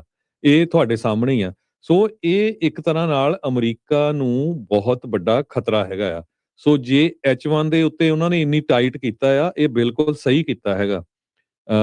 ਜੇ ਅਮਰੀਕਾ ਵਰਗੀ ਸੁਪਰ ਪਾਵਰ ਜਦੋਂ ਇੱਥੇ 15-20 ਸਾਲ ਪਹਿਲਾਂ ਇੰਨੇ ਨਹੀਂ H1 ਵੀਜ਼ੇ ਦੇ ਉੱਤੇ ਕੋਈ ਵੀ ਸੀਗਾ, ਤਦ ਅਮਰੀਕਾ ਸੁਪਰ ਪਾਵਰ ਨਹੀਂ ਸੀ। ਹਰ ਇੱਕ ਫੀਲਡ ਦੇ ਵਿੱਚ ਉਹ ਅੱਗੇ ਸੀ। ਸੋ ਇਹ ਚੀਜ਼ ਵੀ ਜਿਹੜੀ ਆ ਅਮਰੀਕਾ ਦੀ ਸਰਕਾਰ ਨੂੰ ਬੜੇ ਧਿਆਨ ਦੇ ਨਾਲ ਦੇਖਣੀ ਚਾਹੀਦੀ ਆ। ਇੱਥੇ ਦੇ ਜਿਹੜੇ ਕਾਂਗਰਸਮੈਨ ਆ, ਸੈਨੇਟਰਸ ਆ, ਉਹਨਾਂ ਨੂੰ ਦੇਖਣੀ ਚਾਹੀਦੀ ਵੀ ਭਈ ਇਹ ਲੋਕ ਆ ਕੇ ਉਹ ਅਮਰੀਕਾ ਪ੍ਰਤੀ ਉਹਨਾਂ ਦਾ ਕੋਈ ਨਾ ਕੋਈ ਜਿਹੜਾ ਆਪਾਂ ਇਹ ਕਹਿ ਸਕਦੇ ਹਾਂ ਵੀ ਪੂਰੀ ਤਰ੍ਹਾਂ ਅਮਰੀਕਾ ਪ੍ਰਤੀ ਹੈਗੇ ਆ, ਜਾਂ ਸਟਿਲ ਉਹ ਬੈਕ ਇੰਡੀਆ ਦੀ ਜਿਹੜੀ ਸਪੋਰਟ ਆ ਉਹ ਕਰ ਰਹੇ ਹੈਗੇ ਆ। H1B ਵਾਲੇ ਤੇ ਚਲੋ ਕਿਉਂਕਿ ਹਰਜੋਤ ਸਿੰਘ ਜੀ ਉਹ ਇਮੀਗ੍ਰੈਂਟ ਹੀ ਆ, ਉਹ ਅਜੇ ਅਮਰੀਕਾ ਦੇ ਬਣੇ ਨਹੀਂ ਆ। ਸੋ ਉਹਨਾਂ ਦੇ ਅੰਦਰ ਤਾਂ ਉਹ ਜਿਹੜਾ ਭਾਰਤੀ ਪ੍ਰੇਮ ਤਾਂ ਉਹ ਨਿਕਲਦਾ ਹੀ ਨਹੀਂ। ਉਹ ਤਾਂ ਜਿਹੜੇ ਸਿਟੀਜ਼ਨ ਵੀ ਬਣ ਜਾਂਦੇ, ਆਪਾਂ ਦੇਖਦੇ ਹਾਂ ਵੀ ਉਹਨਾਂ 'ਚੋਂ ਵੀ ਉਹ ਨਿਕਲਦਾ ਨਹੀਂ ਆ। ਤਾਂ ਹੀ ਉਹ ਝੰਡਿਆਂ ਨੂੰ ਜਿਹੜੇ ਇੰਡੀਆ ਦਿਆਂ ਨੂੰ ਸਲੂਟਾਂ ਮਾਰਨੋਂ ਨਹੀਂ ਹਟਦੇ, ਤੇ 15 ਅਗਸਤ ਤੇ 26 ਤੁਸੀਂ ਜਨਵਰੀ ਕਈ ਵਾਰੀ ਫਿਰ ਕੀ ਹੁੰਦਾ ਨਾ, ਫਿਰ ਸਾਨੂੰ ਵੀ ਕਹਿੰਦੇ ਲੈ ਯਾਰ ਤੁਸੀਂ ਇੰਡੀਆ ਦੇ ਉਲਟ ਬੜਾ ਬੋਲਦੇ ਆ। ਮੈਂ ਕਹਿੰਦਾ ਵੀ ਤੁਸੀਂ ਇਹ ਧਿਆਨ ਨਾਲ ਨੋਟ ਕਰਿਓ ਗੱਲ, ਜਦੋਂ 15 ਅਗਸਤ ਦੀ ਪਰੇਡ ਹੁੰਦੀ ਆ, ਹਜ਼ਾਰਾਂ ਦੇ ਵਿੱਚ ਜਿਹੜੇ ਆ ਲੋਕ ਭਾਰਤੀ ਮੂਲ ਦੇ ਉਸ ਪਰੇਡ ਦੇ ਵਿੱਚ ਹਾਜ਼ਰ ਹੁੰਦੇ ਆ, ਚਾਹੇ ਉਹ ਫਰੀਮੌਂਟ 'ਚ ਹੋਵੇ, ਚਾਹੇ ਉਹ ਡੈਲਸ 'ਚ ਹੋਵੇ, ਚਾਹੇ ਉਹ ਨਿਊਯਾਰਕ ਦੇ ਵਿੱਚ ਹੋਵੇ। ਜਦੋਂ 4th ਜੁਲਾਈ ਦੀ, ਜਿੱਥੇ ਆਪਾਂ ਅਮਰੀਕਾ ਦੇ ਵਿੱਚ ਆਏ ਆ, ਅਮਰੀਕਾ ਤੇ ਸਾਡੀ ਜੌਬ ਮਿਲੀ ਆ, ਅਮਰੀਕਾ ਤੋਂ ਪੈਸੇ ਮਿਲ ਰਹੇ ਆ, ਜਿੱਥੇ ਕੰਮ ਕਰ ਰਹੇ ਆ, 4th ਜੁਲਾਈ 'ਚ ਤੁਸੀਂ ਦੇਖ ਲਓ ਵੀ ਕਿੰਨੇ ਕੁ ਭਾਰਤੀ ਮੂਲ ਦੇ ਜਿਹੜੇ ਲੋਕ ਆ ਉਹ ਇਹਨਾਂ ਪਰੇਡਾਂ 'ਚ ਹਾਸਲ ਹੁੰਦੇ ਆ। ਜਦ ਕਿ ਸਿੱਖਾਂ ਦੀ ਗੱਲ ਮੈਂ ਕਰਦਾ, ਹਮੇਸ਼ਾ ਹੀ ਕਰਦਾ ਹੈਗਾ, ਫਰੀਮੌਂਟ ਦੇ ਵਿੱਚ 15,000 ਤੋਂ ਵੱਧ ਜਿਹੜੇ ਪਾਣੀ ਦੀਆਂ ਬੋਤਲਾਂ ਲੈ ਕੇ, ਇਹ ਪਿਛਲੇ 20-22 ਸਾਲ ਤੋਂ ਹੋ ਰਿਹਾ, 4th ਜੁਲਾਈ ਦੀ ਪਰੇਡ ਦੇ ਵਿੱਚ ਜੋ ਆ ਉਹ ਫ੍ਰੀ ਦਿੱਤੀਆਂ ਜਾਂਦੀਆਂ। ਇਸ ਤੋਂ ਬਿਨਾਂ ਕਿਉਂਕਿ ਆਪਾਂ ਪਿਛਲੇ 6-7 ਸਾਲਾਂ ਤੋਂ ਕਾਫੀ ਰੌਲਾ ਪਾਉਣਾ ਸ਼ੁਰੂ ਕੀਤਾ ਹੋਇਆ ਆ ਵੀ ਜਿੱਥੇ ਵੀ 4th ਜੁਲਾਈ ਦੀ ਪਰੇਡ ਹੁੰਦੀ ਆ, ਚਾਹੇ ਕਿਸੇ ਦਾ ਸਟੋਰ ਆ, ਆਪਾਂ ਨੂੰ ਕਾਲਾਂ ਕਰਦੇ ਆ ਵੀ ਉਹਨ ਮੋਹਰੇ ਬਾਹਰ ਡੋਨਟ ਕਾਫੀ ਫ੍ਰੀ ਰੱਖਤੀ 4th ਜੁਲਾਈ ਨੂੰ। ਹੋਰ ਫ੍ਰਿਜ਼ਨੋ ਦੇ ਵਿੱਚ ਪਰੇਡ ਆਪਾਂ ਦੇਖੀ ਆ ਵੀ ਆਪਣਾ ਫਲੋਟ ਹੁੰਦਾ ਆ। ਵੱਖ-ਵੱਖ ਸ਼ਹਿਰਾਂ 'ਚ ਹੁਣ ਜਿਹੜੇ ਸਿੱਖ ਆ ਕਾਫੀ ਵੱਡੀ ਗਿਣਤੀ ਦੇ ਵਿੱਚ ਪਾਰਟਿਸਿਪੇਟ ਕਰ ਰਹੇ ਹੈਗੇ ਆ। ਕੱਲਾ ਪਾਰਟਿਸਿਪੇਟ ਨਹੀਂ ਕਰ ਰਹੇ, ਸਿੱਖਾਂ ਨੇ ਸ਼ਹਾਦਤਾਂ ਦਿੱਤੀਆਂ ਆ ਅਮਰੀਕਾ ਦੀ ਫੌਜ ਦੇ ਵਿੱਚ। ਆਪਾਂ ਤੁਹਾਡੇ ਨਾਲ ਇੰਟਰਵਿਊ ਵੱਖ-ਵੱਖ ਕਰਦੇ ਰਹਿੰਦੇ ਆ, ਕਿਸ ਤਰ੍ਹਾਂ ਸੈਕਰਾਮੈਂਟੋ ਤੋਂ ਨੌਜਵਾਨ ਨੇ ਜਿਹੜੀ ਆਪਣੀ ਸ਼ਹਾਦਤ ਦਿੱਤੀ ਸੀ। ਜੀ ਬਿਲਕੁਲ। ਇਹ ਜਿਹੜੇ ਇੰਡੀਅਨ ਕਲੋਨੀਅਲਿਜ਼ਮ ਦੀ ਜਿਹੜੀ ਗੱਲ ਹੈ ਨਾ, ਵੀ ਉਹ ਜਿਹੜਾ ਕਾਸਟਿਜ਼ਮ ਤੇ ਉਹ ਵਰਤਾਰਾ ਅਮਰੀਕਾ ਦੀਆਂ ਕੰਪਨੀਆਂ ਦੇ ਵਿੱਚ ਉਹ ਘੁਸਪੈਠ ਕਰ ਚੁੱਕਾ ਹੈਗਾ। ਇਸੇ ਲਈ ਜੀ। ਤੰਗ ਨੇ। ਤੁਸੀਂ ਅੱਜ ਜਿਹੜਾ ਇਹ ਵਰਤਾਰਾ H1B ਦੇ ਉਲਟ, ਇਹ ਅਚਨਚੇਤੇ ਨਹੀਂ ਨਿਕਲਿਆ। ਇਹ ਲੋਕ ਸਤੇ ਪਏ ਨੇ ਇਹਨਾਂ ਸਾਰੀਆਂ ਜਿਹੜੀਆਂ ਉਹ ਚੀਜ਼ਾਂ ਤੋਂ, ਤਾਂ ਕਰਕੇ ਇਹ ਇੱਕ ਚੀਜ਼ ਜਿਹੜੀ ਉਹ ਦੇਖਣ ਨੂੰ ਮਿਲ ਰਹੀ ਹੈਗੀ ਆ। ਜਦੋਂ ਕੋਈ ਕਮਿਊਨਿਟੀ ਇੱਥੇ ਆ ਕੇ ਇੰਟੀਗ੍ਰੇਟ ਹੋਣ ਦੀ ਬਜਾਏ ਆਪੋ ਆਪਣੀ ਹੀ ਜਿਹੜੀ ਉਹ ਗੱਲ ਨੂੰ ਸਿਰਫ ਗੱਲ ਕਰਦੀ ਆ, ਤਾਂ ਉਹਦੇ ਉਲਟ ਇੱਕ ਜਿਹੜਾ ਵਿਚਾਰ ਆ ਉਹ ਵੱਧਦਾ ਜਿਹੜਾ ਹੋ ਜਾਂਦਾ ਆ। ਸੋ ਉੱਥੋਂ ਬੈਠੇ ਇੱਥੇ ਨਕਲੀ ਢੰਗ ਦੇ ਨਾਲ, ਨਕਲੀ ਦਸਤਾਵੇਜ਼ਾਂ ਦੇ ਜ਼ਰੀਏ ਕਿੰਨੇ % ਲੋਕ ਆਉਂਦੇ ਆ, ਉਹਦੀ ਇਨਵੈਸਟੀਗੇਸ਼ਨ ਤੋਂ ਬਾਅਦ 'ਚ ਪਤਾ ਲੱਗਣੀ ਆ। ਪਰ ਜਿਸ ਧੜੱਲੇ ਦੇ ਨਾਲ ਉਹ ਫੜ ਹੋ ਰਹੇ ਆ, ਉਹ ਪਤਾ ਆ। ਜਿਹੜਾ ਅੰਬੈਸੀ 'ਚ ਉੱਥੇ ਕੰਮ ਕਰਦਾ ਭਾਰਤੀ ਮੂਲ ਦਾ ਹੀ, US ਅੰਬੈਸੀ ਦੇ ਲਈ ਕੰਮ ਕਰਦਾ ਸੀਗਾ, US ਕਾਉਂਸਲਰ ਸੀਗਾ, ਉਹਨੇ ਕਿਹਾ ਵੀ ਸਾਨੂੰ ਬੜਾ ਔਖਾ ਆ ਇਹਨਾਂ ਦੇ ਦਸਤਾਵੇਜ਼ਾਂ ਦੀ ਜਿਹੜੀ ਉਹ ਪੁਸ਼ਟੀ ਜਿਹੜੀ ਉਹ ਕਰਨੀ। ਸੋ ਇਸੇ ਲਈ ਹੁਣ ਇਹਨਾਂ ਨੇ ਹੋਰ ਵੀ ਜ਼ਿਆਦਾ ਵੈਟਿੰਗ ਆ ਉਸ ਨੂੰ ਸਟਰੋਂਗ ਕੀਤਾ ਹੈਗਾ ਆ। ਤੇ ਤੇ ਆਪਾਂ ਰਾਜਕਨਵੀਰ ਸਿੰਘ ਜੀ ਕੁਐਸਚਨ ਹੁਣ ਪੁੱਛਣਾ ਜਾਂ ਬ੍ਰੇਕ ਤੋਂ ਬਾਅਦ? ਜੀ ਕੁਐਸਚਨ ਆਪਾਂ ਪੁੱਛਣ ਜਾ ਰਹੇ ਹਾਂ ਤੇ 10 ਵਜੇ ਤੱਕ ਉਸ ਕੁਐਸਚਨ ਕੰਟੈਸਟ ਦੇ ਲਈ ਜਿਹੜੀਆਂ ਕਾਲਸ ਆ ਉਹ ਲਈਆਂ ਜਾਣਗੀਆਂ। ਸੋ 10 ਵਜੇ ਤੱਕ ਤੁਹਾਡੇ ਕੋਲ ਮੌਕਾ ਹੋਊਗਾ ਕੰਟੈਸਟ ਨੂੰ ਜਿੱਤਣ ਦੇ ਲਈ। ਸੋ ਕੁਐਸਚਨ ਤੁਹਾਨੂੰ ਸਿੰਪਲ ਜਿਹਾ ਪੁੱਛ ਰਹੇ ਆ, ਲੋਹੜੀ ਸਪੈਸ਼ਲ ਦੇ ਉੱਤੇ ਲੋਹੜੀ ਕੰਟੈਸਟ ਜੋ ਚੱਲ ਰਿਹਾ, ਜਿਸ ਦੇ ਵਿੱਚ 1170 AM ਪੰਜਾਬੀਆਂ ਦਾ ਸਭ ਤੋਂ ਵੱਡਾ ਰੇਡੀਓ ਸਟੇਸ਼ਨ ਤੁਹਾਡੇ ਸਾਰਿਆਂ ਦੇ ਸਹਿਯੋਗ ਦੇ ਨਾਲ ਪੰਜਾਬੀ ਰੇਡੀਓ USA ਦਾ 50,000 ਵਾਟ ਦਾ ਬੇ ਏਰੀਏ ਤੋਂ ਦੇ ਨਾਲ ਸੈਕਰਾਮੈਂਟੋ ਤੋਂ ਲੈ ਕੇ ਫਰੈਜ਼ਨੋ ਤੱਕ 99 ਦੇ ਏਰੀਏ ਨੂੰ ਵੀ ਇਹ 1170 AM ਦਿਨ ਦੇ ਟਾਈਮ ਜਿਹੜਾ ਉਹ ਕਵਰ ਕਰਦਾ ਆ।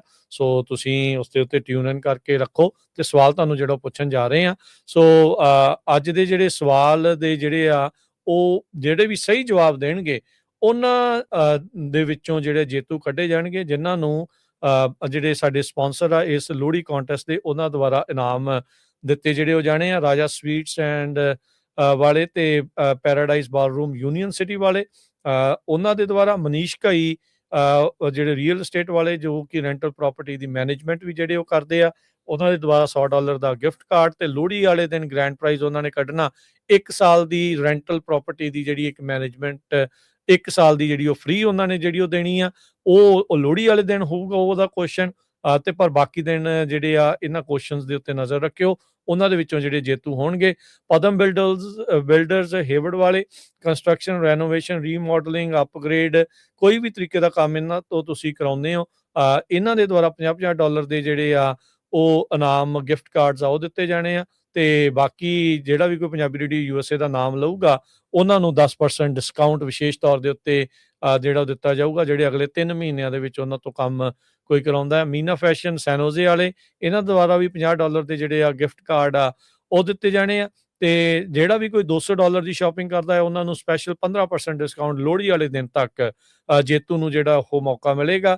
ਤੇ ਬਾਕੀ ਸਾਰੇ ਸੁਣਨ ਵਾਲਿਆਂ ਨੂੰ 10% ਡਿਸਕਾਊਂਟ ਪੰਜਾਬੀ ਰੇਡੀਓ USA ਦਾ ਨਾਮ ਲੈਣ ਦੇ ਉੱਤੇ ਜਿਹੜਾ ਉਹ ਮੀਨਾ ਫੈਸ਼ਨ ਵਾਲਿਆਂ ਤੋਂ ਮਿਲੇਗਾ। ਤੇ ਸੂਰਿਆ ਇੰਡੀਅਨ ਕੁਜ਼ੀਨ ਕੇਟਰਿੰਗ ਵਾਲੇ ਵੀ ਜਿਹੜੇ ਉਹ ਗਿਫਟ ਹੈਂਪਰ ਦੇ ਰਹੇ ਨੇ। ਤੇ ਰਾਜਾ ਸਵੀਟ ਤੇ ਪੈਰਾਡਾਈਜ਼ ਬਾਲਰੂਮ ਵਾਲੇ ਉਹ ਜੇਤੂ ਨੂੰ 2 ਪਾਉਂਡ ਦੀ ਉਹਨਾਂ ਦੀ ਪਸੰਦ ਦੀ ਜਿਹੜੀ ਮਠਿਆਈ ਆ ਉਹਦਾ ਡੱਬਾ, ਤੇ ਅਗਲੇ 3 ਮਹੀਨਿਆਂ 'ਚ ਜੇ ਤੁਸੀਂ ਉਹਨਾਂ ਤੋਂ ਜੇ ਕੇਟਰਿੰਗ ਕਰਾਉਂਦੇ ਆ ਤਾਂ 10% ਉਹਨਾਂ ਨੂੰ ਆਫ ਮਿਲੇਗਾ। ਸੋ ਅੱਜ ਦਾ ਜਿਹੜਾ ਸਵਾਲ ਆ ਉਹ ਹੁਣ ਨੋਟ ਕਰ ਲਓ, ਜਿਸ ਤੋਂ ਬਾਅਦ 'ਚ ਤੁਸੀਂ ਜਵਾਬ ਦੇਣ ਦੇ ਲਈ ਤੁਸੀਂ ਸਾਨੂੰ ਕਾਲ ਕਰਨੀ ਆ 408-272-52 ਦੇ ਉੱਤੇ। ਸੋ ਕੁਐਸਚਨ ਜਿਹੜਾ ਹਰਜੋਤ ਸਿੰਘ ਜੀ ਆ ਵੀ ਪੰਜਾਬੀ ਰੇਡੀਓ USA ਦੇ ਇੱਕ ਦਿਨ ਦੇ ਵਿੱਚ ਟੋਟਲ ਕਿੰਨੇ ਪ੍ਰੋਗਰਾਮ ਆਉਂਦੇ ਨੇ? ਸੋ ਇਹ ਸਿੰਪਲ ਜਿਹਾ ਕੁਐਸਚਨ ਆ। ਜੇ ਤੁਸੀਂ ਪੰਜਾਬੀ ਰੇਡੀਓ USA ਨੂੰ ਸੁਣਦੇ ਹੋ 1170 AM ਨੂੰ ਸੁਣਦੇ ਆ ਤੇ ਤੁਹਾਨੂੰ ਫਿਰ ਜਿਹੜਾ ਉਹ ਪਤਾ ਹੋਊਗਾ ਵੀ ਕਿੰਨੇ ਜਿਹੜੇ ਪ੍ਰੋਗਰਾਮ ਆ ਇੱਕ ਦਿਨ ਦੇ ਵਿੱਚ ਪੰਜਾਬੀ ਰੇਡੀਓ USA ਦੇ ਉਹ ਆਉਂਦੇ ਨੇ। ਸੋ ਉਹ ਗਿਣਤੀ ਜਿਹੜੀ ਉਹ ਤੁਸੀਂ ਸਾਨੂੰ ਦੱਸਣੀ ਆ ਕਾਲ ਕਰਕੇ 408-272-52 ਦੇ ਉੱਤੇ। ਤੇ ਇਹ ਕਾਲਸ ਜਿਹੜੀਆਂ ਲਈਆਂ ਜਾਣਗੀਆਂ 10 ਵਜੇ ਤੱਕ। ਇਹ ਕੰਟੈਸਟ 10 ਵਜੇ ਜਿਹੜਾ ਉਹ ਸਮਾਪਤ ਹੋ ਜਾਣਾ। ਫਿਰ ਉਸ ਤੋਂ ਬਾਅਦ ਦੇ ਵਿੱਚ ਮਸੂਦ ਮੱਲੀ ਹੋਣੀ ਆਪਣੇ ਪ੍ਰੋਗਰਾਮ 'ਚ ਆਪਣਾ ਜਿਹੜਾ ਕੋਈ ਕੁਐਸਚਨ ਆ ਉਹ ਹੋਰ ਲੈ ਕੇ ਜਿਹੜਾ ਉਹ ਆਉਣਗੇ। ਸੋ ਇਸ ਦੇ ਸਵਾਲ ਜਿਹੜਾ ਜਵਾਬ ਆ ਉਹ ਤੁਸੀਂ ਦਿਓ। ਪੰਜਾਬੀ ਰੇਡੀਓ USA ਦੇ ਉੱਤੇ ਇੱਕ ਦਿਨ ਦੇ ਵਿੱਚ ਅੱਜ ਦੇ ਜਿੱਦਾਂ ਕਹਿ ਲਓ ਵੀ ਅੱਜ ਦੇ ਦਿਨ ਆ ਵੀ ਕਿੰਨੇ ਟੋਟਲ ਪ੍ਰੋਗਰਾਮ ਜਿਹੜੇ ਹੁੰਦੇ ਆ ਉਸ ਦੀ ਗਿਣਤੀ ਜਿਹੜੀ ਉਹ ਤੁਸੀਂ ਦੱਸਣੀ ਆ 408-272-52 ਦੇ ਉੱਤੇ। ਹੁਣ ਬ੍ਰੇਕ ਦਾ ਵੀ ਵਕਤ ਹੋ ਗਿਆ, ਬ੍ਰੇਕ ਲੈਂਦੇ ਆ, ਬ੍ਰੇਕ ਤੋਂ ਬਾਅਦ ਮੁੜਦੇ ਆ ਵਾਪਸ।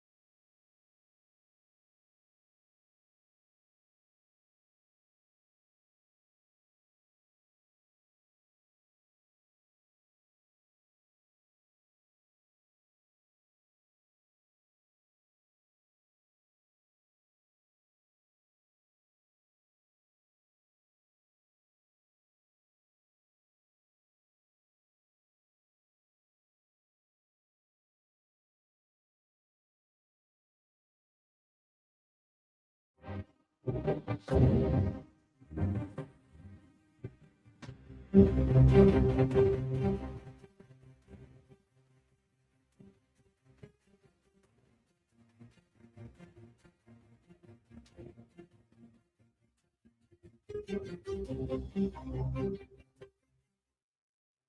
ਤੋਂ ਬਾਅਦ ਸਵਾਗਤ ਹੈ ਜੀ ਇੱਕ ਵਾਰੀ ਫਿਰ ਪ੍ਰੋਗਰਾਮ ਦੇ ਵਿੱਚ ਚੱਲ ਰਿਹਾ ਜੀ ਅਪਡੇਟ ਅਮਰੀਕਾ। ਸਵਾਗਤ ਹੈ, ਸਤਿ ਸ਼੍ਰੀ ਅਕਾਲ ਜੀ, ਹਰਜੋਤ ਸਿੰਘ ਜੀ। ਸਤਿ ਸ਼੍ਰੀ ਅਕਾਲ, ਧੰਨਵਾਦ ਜੀ ਆਇਆਂ ਨੂੰ। ਮੈਨੂੰ ਲੱਗਦਾ ਰਾਜਕਵੀਰ ਸਿੰਘ ਜੀ ਕਾਫੀ ਔਖਾ ਕੁਐਸਚਨ ਪੁੱਛ ਲਿਆ, ਥੋੜਾ ਹਿੰਟ ਦੇ ਦਿਓ ਜਰੂਰ ਵੀ ਜਿਹੜੇ ਸ਼ੋਜ਼ ਆ ਇਹ ਜਦੋਂ ਆਪਣਾ ਤੜਕੇ ਗੁਰਬਾਣੀ ਦਾ ਪ੍ਰੋਗਰਾਮ ਸ਼ੁਰੂ ਹੁੰਦਾ ਉਹ ਤੋਂ, ਜਾਂ ਜਿਹੜੇ ਲਾਈਵ ਸ਼ੋਜ਼ ਹੁੰਦੇ ਆ ਉਹਨਾਂ ਦੀ ਗੱਲ?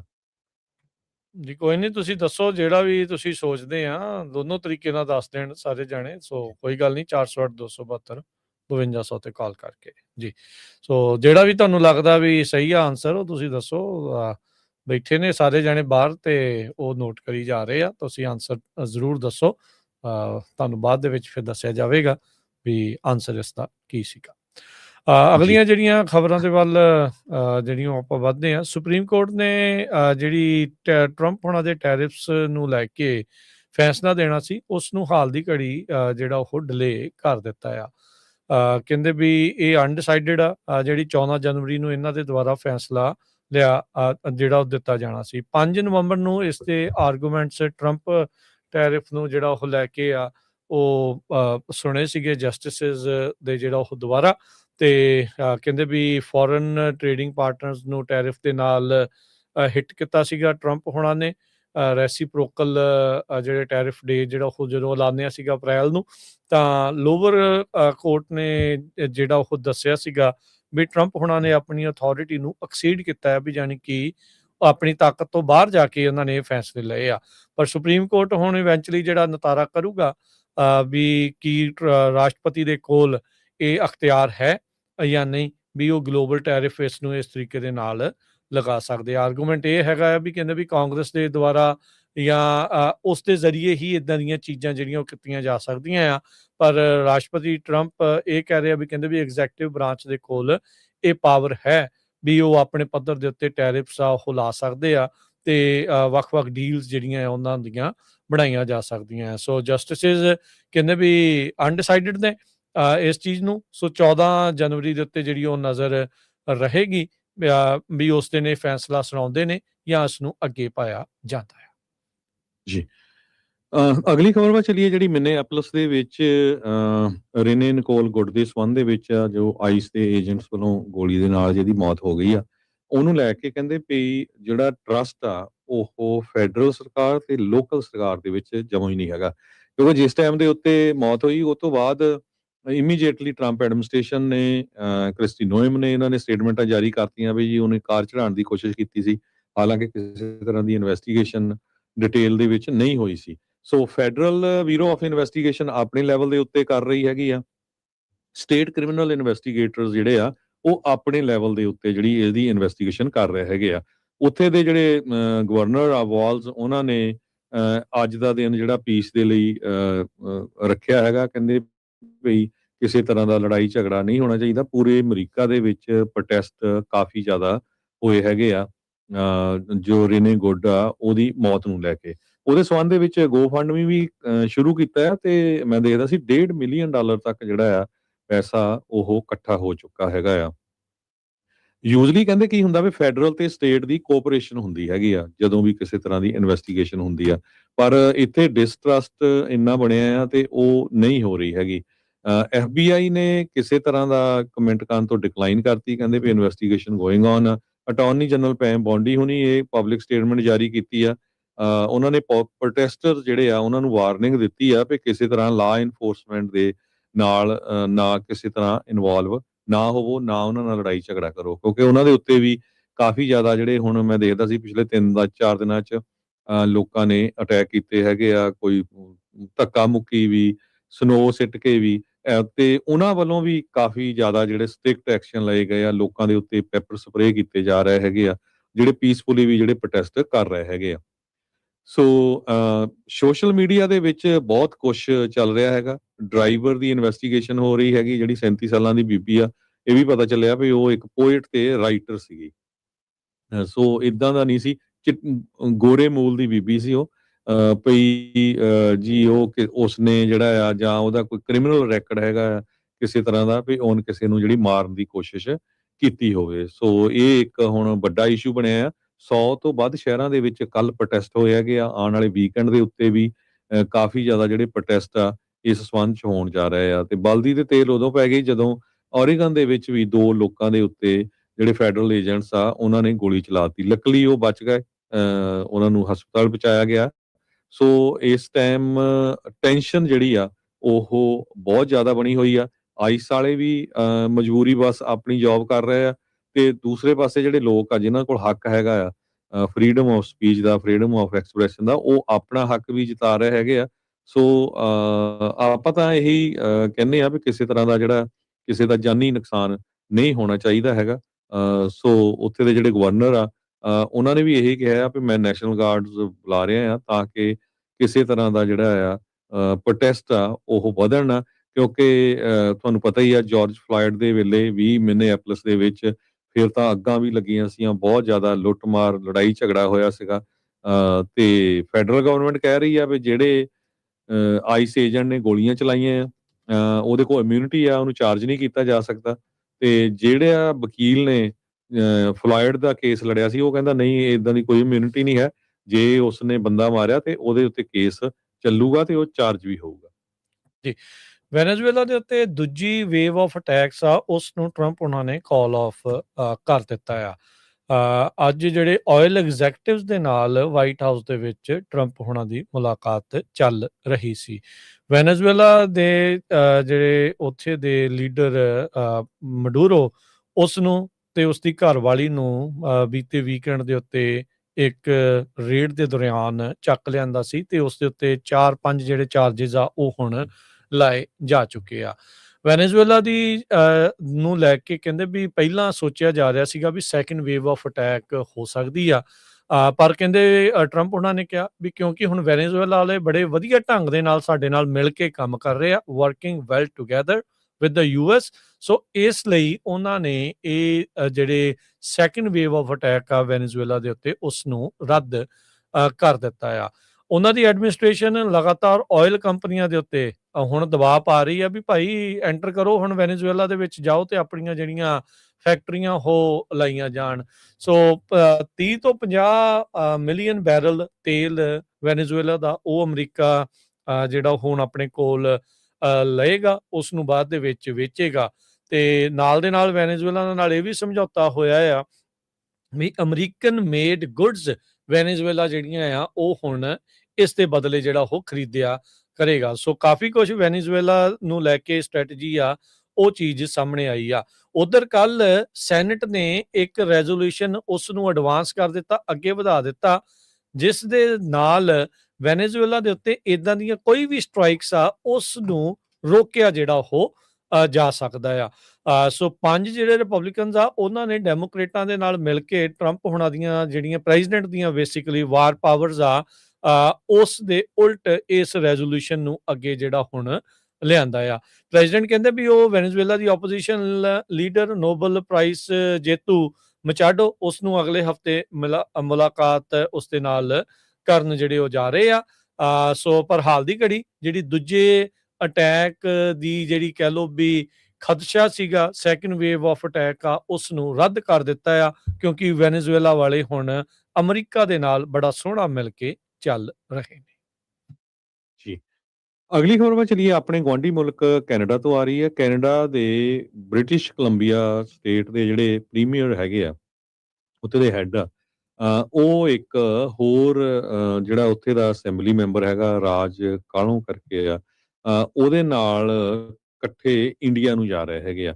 ਇੰਡੀਆ ਦੇ ਵਿੱਚ ਜਾ ਕੇ ਉਹ ਕਹਿੰਦੇ ਭਈ ਅਸੀਂ ਜੋ ਆ ਬਿਜ਼ਨਸ ਨੂੰ ਐਕਸਪੈਂਡ ਕਰਨਾ ਆ। ਤੁਹਾਨੂੰ ਸਾਰਿਆਂ ਨੂੰ ਪਤਾ ਆ ਵੀ ਅਮਰੀਕਾ ਦੀ ਸਰਕਾਰ ਵੀ ਕਹਿ ਚੁੱਕੀ ਆ, ਕੈਨੇਡਾ ਦੀ ਸਰਕਾਰ ਵੀ, ਕੈਨੇਡਾ ਦੀ ਸਾਰੇ ਪੁਲਿਸ ਦੀਆਂ ਡਿਪਾਰਟਮੈਂਟਸ, ਸੀਸਸ ਉਹ ਸਾਰੇ ਕਹਿ ਚੁੱਕੇ ਆ ਵੀ ਭਾਰਤ ਦੀ ਸਰਕਾਰ ਜੋ ਸੀ ਉਹ ਭਾਈ ਹਰਦੀਪ ਸਿੰਘ ਨਿੱਜਰ ਹੁਣਾਂ ਦੇ ਕਤਲ ਦੇ ਵਿੱਚ ਇਨਵੋਲਵ ਆ। ਉਸ ਤੋਂ ਬਿਨਾਂ ਹੋਰ ਬਹੁਤ ਸਾਰੇ ਸਿੱਖਾਂ ਨੂੰ ਮਾਰਨ ਦੀ ਕੋਸ਼ਿਸ਼ ਕੀਤੀ ਗਈ ਹੈਗੀ ਆ। ਸੋ ਉਸ ਦੇ ਸੰਬੰਧ ਦੇ ਵਿੱਚ ਕੱਲ ਸਿੱਖਾਂ ਨੇ ਵੱਡੀ ਗਿਣਤੀ ਦੇ ਵਿੱਚ ਵਿਕਟੋਰੀਆ ਦੇ ਵਿੱਚ, ਜਿੱਥੇ BC ਦੀ ਰਾਜਧਾਨੀ ਆ, ਉਹ ਇੱਕ ਵੱਡਾ ਪ੍ਰੋਟੈਸਟ ਕੀਤਾ। ਉਹਦੇ 'ਚ ਉਹਨਾਂ ਨੇ ਜਿਹੜੇ ਵੱਡੇ ਨਾਅਰੇ ਵੀ ਲਾਏ, ਹੂ ਕਿਲਡ ਏ ਕੈਨੇਡੀਅਨ ਸਿਟੀਜ਼ਨ, ਇੰਡੀਆ ਦਾ ਨਾਂ ਲਿਆ ਹੈਗਾ। ਸੋ ਉਹਨਾਂ ਨੇ ਇਹ ਕਿਹਾ ਵੀ ਜਿਹੜਾ ਪ੍ਰੀਮੀਅਰ ਡੇਵਿਡ ਐਬੀ ਆ, ਉਹਨੂੰ ਅਸਤੀਫਾ ਦੇਣਾ ਚਾਹੀਦਾ ਤੇ ਉਹਨੂੰ ਕੈਨੇਡਾ ਦੇ ਸਿਟੀਜ਼ਨ ਦੀ ਜ਼ਰੂਰਤ ਆ ਜਾਂ ਕੈਨੇਡਾ ਦੇ ਬਿਜ਼ਨਸ ਦੀ ਜ਼ਰੂਰਤ ਹੈਗੀ ਆ। ਸੋ ਕਾਫੀ ਵੱਡੀ ਗਿਣਤੀ ਦੇ ਵਿੱਚ ਉੱਥੇ ਲੋਕ ਪਹੁੰਚੇ ਹੋਏ ਸੀਗੇ। ਉਹਨਾਂ ਨੇ ਕਿਹਾ ਵੀ ਸਾਨੂੰ ਕੋਈ ਜਸਟਿਸ ਨਹੀਂ ਮਿਲਿਆ ਤੇ ਸ਼ਰੇਆਮ ਪਤਾ ਆ ਭਈ ਇੰਡੀਆ ਇਨਵੋਲਵ ਆ ਤੇ ਤੁਸੀਂ ਹੁਣ ਇੰਡੀਆ ਨੂੰ ਜਿਹੜਾ ਬਿਜ਼ਨਸ ਕਰਨ ਲਈ ਜਾ ਰਹੇ ਆ ਤਾਂ ਕਿ ਜਿਹੜਾ ਬਿਜ਼ਨਸ ਵਧਾਇਆ ਜਾ ਸਕੇ। ਸਾਬਕਾ ਸਰੀ ਦੇ ਮੇਅਰ ਡਗ ਮੈਕਕਲਮ ਨੇ ਵੀ ਕੁਐਸਚਨ ਕੀਤਾ ਹੈ ਵੀ ਇਹ ਕੋਈ ਸੈਂਸ ਥੋੜ੍ਹਾ ਬਣਦੀ ਆ ਵੀ ਇੰਡੀਆ ਦੇ ਲਾਗੇ ਹੋਣ ਦੇ ਲਈ। ਉਹਨਾਂ ਨੇ ਕਿਹਾ ਵੀ ਜਿਹੜੀ ਸਾਡੀ ਮੁਲਕ ਦੀ ਜਿਹੜੀ ਗਵਰਨਮੈਂਟ ਆ ਉਹ ਜ਼ਿਆਦੇ ਹੈਲਪ ਕਰ ਸਕਦੀ ਆ ਜਿਸ ਹਿਸਾਬ ਦੇ ਨਾਲ ਐਕਸਟੋਰਸ਼ਨਸ ਜੋ ਸਰੀ ਦੇ ਵਿੱਚ ਵਧੀਆਂ ਹੋਈਆਂ ਹੈਗੀਆਂ ਆ। ਤੇ ਕਹਿੰਦੇ ਵੀ ਜਦੋਂ ਤੱਕ ਤੁਸੀਂ ਇਸ ਇਸ਼ੂ ਨੂੰ ਨਹੀਂ ਕਰਦੇ ਤੇ ਬਾਹਰ ਤੁਹਾਡਾ ਟ੍ਰੇਡਿੰਗ ਦਾ ਜਿਹੜਾ ਕਰਨ ਦਾ ਕੀ ਤੁੱਕ ਬਣਦਾ ਹੈਗਾ। BC ਤੇ ਕੈਨੇਡਾ ਦੀਆਂ ਜਿਹੜੀਆਂ ਇਕੋਨਮੀਜ਼ ਆ ਇਸ ਟਾਈਮ ਬਹੁਤ ਬੁਰੀ ਸਿਚੁਏਸ਼ਨ ਦੇ ਵਿੱਚ ਹੈਗੀਆਂ ਕਿਉਂਕਿ US ਦੇ ਨਾਲ ਟੈਨਸ਼ਨ ਚੱਲ ਰਹੀ ਆ। ਸੋ ਉਹਨਾਂ ਨੂੰ ਜ਼ੋਰ ਤਾਂ ਲਾਉਣਾ ਚਾਹੀਦਾ USA ਦੇ ਨਾਲ, ਗੁਆਂਢੀ ਮੁਲਕ ਹੈਗਾ ਆ। ਕੈਨੇਡਾ ਦਾ ਬਹੁਤ ਜ਼ਿਆਦਾ ਬਿਜ਼ਨਸ ਜਿਹੜਾ USA ਦੇ ਨਾਲ ਚੱਲਦਾ ਹੈਗਾ। ਸੋ ਜੇ ਤੁਸੀਂ ਚਾਈਨਾ ਦੇ ਨਾਲ, ਇੰਡੀਆ ਦੇ ਨਾਲ, ਹੋਰ ਮੁਲਕਾਂ ਦੇ ਨਾਲ ਜਿਹੜਾ ਬਿਜ਼ਨਸ ਕਰਨ ਜਾ ਰਹੇ ਆ ਤੇ ਇਹ ਲੌਂਗ ਰਨ ਦੇ ਲਈ ਮੈਨੂੰ ਨਹੀਂ ਲੱਗਦਾ ਵੀ ਜਿਹੜਾ ਆਪਣਾ ਗੁਆਂਢੀ ਮੁਲਕ ਕੈਨੇਡਾ ਆ ਉਹਦੇ ਹਿੱਤ ਵਿੱਚ ਹੋਊਗਾ। ਬਲਕਿ ਤੁਹਾਨੂੰ ਜਿਹੜੀ ਆ ਟਰੰਪ ਐਡਮਿਨਿਸਟ੍ਰੇਸ਼ਨ ਦੇ ਨਾਲ ਜਿਹੜੀ ਗੱਲਬਾਤ ਕਰਨੀ ਚਾਹੀਦੀ ਹੈਗੀ ਆ ਕਿਉਂਕਿ ਕਿੰਨੇ ਮੁਲਕਾਂ ਦੇ ਨਾਲ ਜਿਹੜੀ ਸੰਧੀ ਆ ਆਲਰੇਡੀ ਹੋ ਚੁੱਕੀ ਹੈਗੀ ਆ। ਸੋ ਕਾਫੀ ਜਿਹੜੇ ਸਿੱਖ ਆ ਕੈਨੇਡਾ ਦੇ ਵਿੱਚ ਜੋ ਰਹਿੰਦੇ ਆ ਉਹ ਔਖੇ ਆ ਇਸ ਗੱਲ ਤੋਂ ਵੀ ਤੁਸੀਂ ਉਸੇ ਸਰਕਾਰ ਦੇ ਨਾਲ ਜਿਹੜੇ ਬਿਜ਼ਨਸ ਕਰਨ ਜਾ ਰਹੇ ਆ ਤੇ ਜਿਹੜੀ ਸਰਕਾਰ ਨੇ ਕੈਨੇਡਾ ਦੇ ਸਿਟੀਜ਼ਨਸ ਨੂੰ ਜਿਹੜਾ ਮਾਰਿਆ ਤੇ ਮਾਰਨ ਦੀ ਕੋਸ਼ਿਸ਼ ਕਰ ਰਹੀ ਹੈਗੀ ਆ। ਹਾਈਟ ਆਫ ਹਿਪੋਕ੍ਰੇਸੀ ਆ ਕਹਿ ਰਹੇ, ਕਹਿੰਦੇ ਵੀ ਇਹ ਤਾਂ ਹੱਦ ਹੀ ਜਿਹੜੀ ਇਹਨਾਂ ਨੇ ਮਚਾਈ ਹੈਗੀ ਆ ਵੀ ਕਿਸ ਤਰੀਕੇ ਦੇ ਨਾਲ ਜਿਹੜਾ ਮੁਲਕ ਤੁਹਾਡੇ ਸਿਟੀਜ਼ਨ ਨੂੰ ਮਾਰ ਰਿਹਾ ਤੇ ਜਿੱਦਾਂ ਤੁਸੀਂ ਦੱਸਿਆ ਵੀ ਉਹਨਾਂ ਦੇ ਨਾਲ ਤੁਸੀਂ ਸੰਧੀ ਜਿਹੜੀ ਉਹ ਕਰੀ ਬੈਠੇ ਆ। ਇਹ ਕੀ ਚੱਕਰ ਕੀ ਆ? ਇਹ ਬਹੁਤ ਕਹਿੰਦੇ ਵੀ ਮਾੜੀ ਜਿਹੜੀ ਇਹ ਗੱਲ ਹੈਗੀ ਆ ਤੇ ਇਦਾਂ ਜਿਹੜਾ ਇਹਨਾਂ ਨੂੰ ਨਹੀਂ ਕਰਨਾ ਜਿਹੜਾ ਉਹ ਚਾਹੀਦਾ। ਸੋ ਕਈ ਜਿਹੜੇ ਪ੍ਰੋਟੈਸਟਰਸ ਆ ਉਹਨਾਂ ਨੇ ਇਸ ਚੀਜ਼ ਦਾ ਬੁਰਾ ਮਨਾਇਆ ਆ ਤੇ ਇਹ ਗੱਲ ਨੂੰ ਜਿਹੜਾ ਉਹ ਮੋਹਰੇ ਜਿਹੜਾ ਉਹ ਰੱਖਿਆ ਆ ਵੀ ਇਹ ਕੀ ਜਿਹੜਾ ਉਹ ਕਰ ਰਹੇ ਹੈਗੇ ਆ। ਉਹ ਕੈਨੇਡਾ ਦੀ ਅੱਖ ਤੋਂ ਜਿਹੜਾ ਹਰਜੋਤ ਸਿੰਘ ਜੀ ਦੇਖਿਆ ਜਾਵੇ ਅਮਰੀਕਾ ਦੇ ਉੱਤੇ ਡਿਪੈਂਡੈਂਸੀ ਹੋਣ ਕਰਕੇ ਹੀ ਉਹ ਹੁਣ ਦੂਜੇ ਪਾਸੇ ਹੱਥ ਪੱਲੇ ਮਾਰ ਰਹੇ ਆ ਵੀ ਇਹਨਾਂ ਦੇ ਉੱਤੇ ਜ਼ਿਆਦਾ ਡਿਪੈਂਡੈਂਟ ਆ ਵੀ ਟਰੰਪ ਵਰਗੇ ਤਾਂ ਸਾਨੂੰ ਕਬਜ਼ਾ ਕਰਨ ਨੂੰ ਫਿਰਦੇ ਆ ਤੇ ਜੇ ਅਸੀਂ ਬਿਲਕੁਲ ਹੀ ਇਹਨਾਂ ਉੱਤੇ ਸਾਰੀ ਚੀਜ਼ਾਂ ਤੇ ਡਿਪੈਂਡੈਂਟ ਹੋ ਗਏ ਤੇ ਤਾਂ ਕਰਕੇ ਉਹ ਇੱਧਰ ਉੱਧਰ ਹੱਥ ਪੱਲਾ ਮਾਰਨ ਦੀ ਜਿਹੜੀ ਕੋਸ਼ਿਸ਼ ਕਰ ਰਹੇ। ਇਹ ਇੱਕ ਉਹਨਾਂ ਦਾ ਅੰਦਰ ਖਾਤੇ ਜਿਹੜਾ ਇੱਕ ਗੱਲ ਆ ਉਹ ਦੱਸੀ ਜਿਹੜੀ ਉਹ ਜਾਂਦੀ ਆ। ਪਰ ਜਿਹੜੇ ਸਿੱਖ ਨੇ ਸਿੱਖਾਂ ਦਾ ਟਰਾਂਸਨੈਸ਼ਨਲ ਰਿਪਰੈਸ਼ਨ ਦੇ ਤਹਿਤ ਸਿੱਧੀ ਅਸੈਸੀਨੇਸ਼ਨਸ, ਕਤਲਾਂ ਦੀਆਂ ਕੋਸ਼ਿਸ਼ਾਂ, ਨਿੱਤ ਆਏ ਦਿਨ ਜਿਹੜੀਆਂ ਉੱਥੇ ਗੋਲੀਆਂ ਚੱਲ ਰਹੀਆਂ ਆ। ਐਕਸਟੋਰਸ਼ਨ ਦਾ ਤਾਂ ਇੰਨਾ ਕੁ ਬੁਰਾ ਹਾਲ ਆ ਉੱਥੇ ਵੀ ਰਹਿ ਰੱਬ ਦਾ ਨਾਂ, ਰੋਜ਼ ਹੀ ਕਿਸੇ ਨਾ ਕਿਸੇ ਦੇ ਘਰ ਦੇ ਉੱਤੇ ਗੋਲੀ ਚੱਲ ਰਹੀ ਹੈ ਤੇ ਬਾਰ-ਬਾਰ ਚੱਲ ਰਹੀ ਹੈ ਕਈਆਂ ਦੇ ਉੱਤੇ। ਸੋ ਉਸ ਚੀਜ਼ ਨੂੰ ਨਜਿੱਠਣ ਦੀ ਥਾਂ ਦੇ ਉੱਤੇ ਜਿਹੜੇ ਮੁਲਕ ਦੇ ਲੋਕ ਆ ਕੇ ਇੱਥੇ ਉਹ ਐਕਸਟੋਰਸ਼ਨ ਦਾ ਕੰਮ ਕਰ ਰਹੇ ਆ ਉਹਨਾਂ ਨੂੰ ਰੋਕਣ ਦੀ ਥਾਂ ਤੇ ਉਹਨਾਂ ਨਾਲ ਜਾ ਕੇ ਉੱਥੇ ਜੱਫੀਆਂ ਪਾਉਣ ਨੂੰ ਫਿਰਦੇ ਆ। ਸੋ ਇਹ ਕੈਨੇਡਾ ਦੀ ਵੀ ਜਿਹੜੀ ਹਿਪੋਕ੍ਰੇਸੀ ਦੀ ਇਸ ਟਾਈਮ ਹੱਦ ਆ। ਰੌਲਾ ਜਿਹੜਾ ਉਹ ਸੋਵਰਨਿਟੀ ਦਾ ਆਪਣੇ ਸਦਨ 'ਚ ਪਾਉਂਦੇ ਆ ਤੇ ਬਾਹਰ ਜਾ ਕੇ ਜਿਹੜਾ ਹੈ ਇਹਨਾਂ ਦੇ ਨਾਲ ਉਹਨਾਂ ਬੰਦ ਕਮਰਿਆਂ ਦੇ ਵਿੱਚ ਮੀਟਿੰਗਾਂ ਕਰਦੇ ਆ ਵੀ ਬੇਸਿਕਲੀ ਕੀਮਤ ਲਾ ਰਹੇ ਆ ਤੁਹਾਡੀ ਜਿਹੜੀ ਉਹ ਜਾਨ ਦੀ ਕੀਮਤ ਜਿਹੜੀ ਉਹ ਲਾਈ ਜਾ ਰਹੀ ਹੈ ਬਿਜ਼ਨਸ ਡੀਲਸ ਜਿਹੜੀਆਂ ਆ ਇਹਨਾਂ ਸਰਕਾਰਾਂ ਦੇ ਦੁਆਰਾ ਕਰਕੇ। ਤੇ ਇੱਕ ਖਬਰ ਜ਼ਰੂਰ ਆਪਾਂ ਜਾਂਦੇ ਜਾਂਦੇ ਸਾਂਝੀ ਕਰਦੇ ਜਾਈਏ। US ਦੇ ਵਿੱਚ ਜਿਹੜੇ ਗ੍ਰੀਨ ਕਾਰਡ ਨੂੰ ਲੈ ਕੇ ਉਹ ਵਾਰਨਿੰਗ ਇਸ਼ੂ ਕੀਤੀ ਗਈ ਹੈ ਖਾਸ ਕਰਕੇ ਮੈਰਿਡ ਕਪਲਸ ਦੇ ਲਈ। ਪਹਿਲਾਂ ਕੀ ਹੁੰਦਾ ਸੀ, ਹਸਬੈਂਡ ਕਿਤੇ ਰਹਿੰਦਾ, ਵਾਈਫ ਕਿਤੇ ਰਹਿੰਦਾ, ਕੋਈ ਜੌਬ ਦਾ ਇਸ਼ੂ ਆ, ਕੋਈ ਕੁਛ ਆ, ਕਹਿੰਦੇ ਭਈ ਜੇ spouses do not share A home then their green card case is already going down। ਤੇ ਇਹਦੇ ਵਿੱਚ ਕਹਿੰਦੇ ਵੀ being in a relationship does not get you a green card। ਜੇ ਤੁਹਾਡਾ ਕਿਸੇ ਨਾਲ ਰਿਲੇਸ਼ਨਸ਼ਿਪ ਹੈਗਾ ਆ, ਵਿਆਹ ਹੋਇਆ ਆ, ਵਾਈਫ ਕਿਤੇ ਰਹਿ ਰਹੀ, ਹਸਬੈਂਡ ਕਿਤੇ ਰਹਿ ਰਿਹਾ ਤੇ ਉਹਦੇ ਨਾਲ ਤੁਹਾਨੂੰ ਗ੍ਰੀਨ ਕਾਰਡ ਨਹੀਂ ਮਿਲਣਾ। Living together gets you green card. ਇਹ ਤਾਂ ਫਿਰ ਹੁਣ ਹਰਜੋਤ ਸਿੰਘ ਜੀ ਉਹਨਾਂ ਜੋੜਿਆਂ ਲਈ ਬੜਾ ਔਖਾ ਆ ਜਿਹਦਾ ਇੱਕ ਸ਼ਹਿਰ 'ਚ ਕੰਮ ਆ, ਕਿਸੇ ਦਾ ਦੂਜੇ ਸ਼ਹਿਰ 'ਚ ਆ, ਮਜਬੂਰੀ ਵਸ ਹੁਣ ਪਰਿਵਾਰ ਪਾਲਣ ਲਈ ਤਾਂ ਕਈਆਂ ਨੂੰ ਵੱਖ-ਵੱਖ ਵੀ ਰਹਿਣਾ ਪੈਂਦਾ ਆ।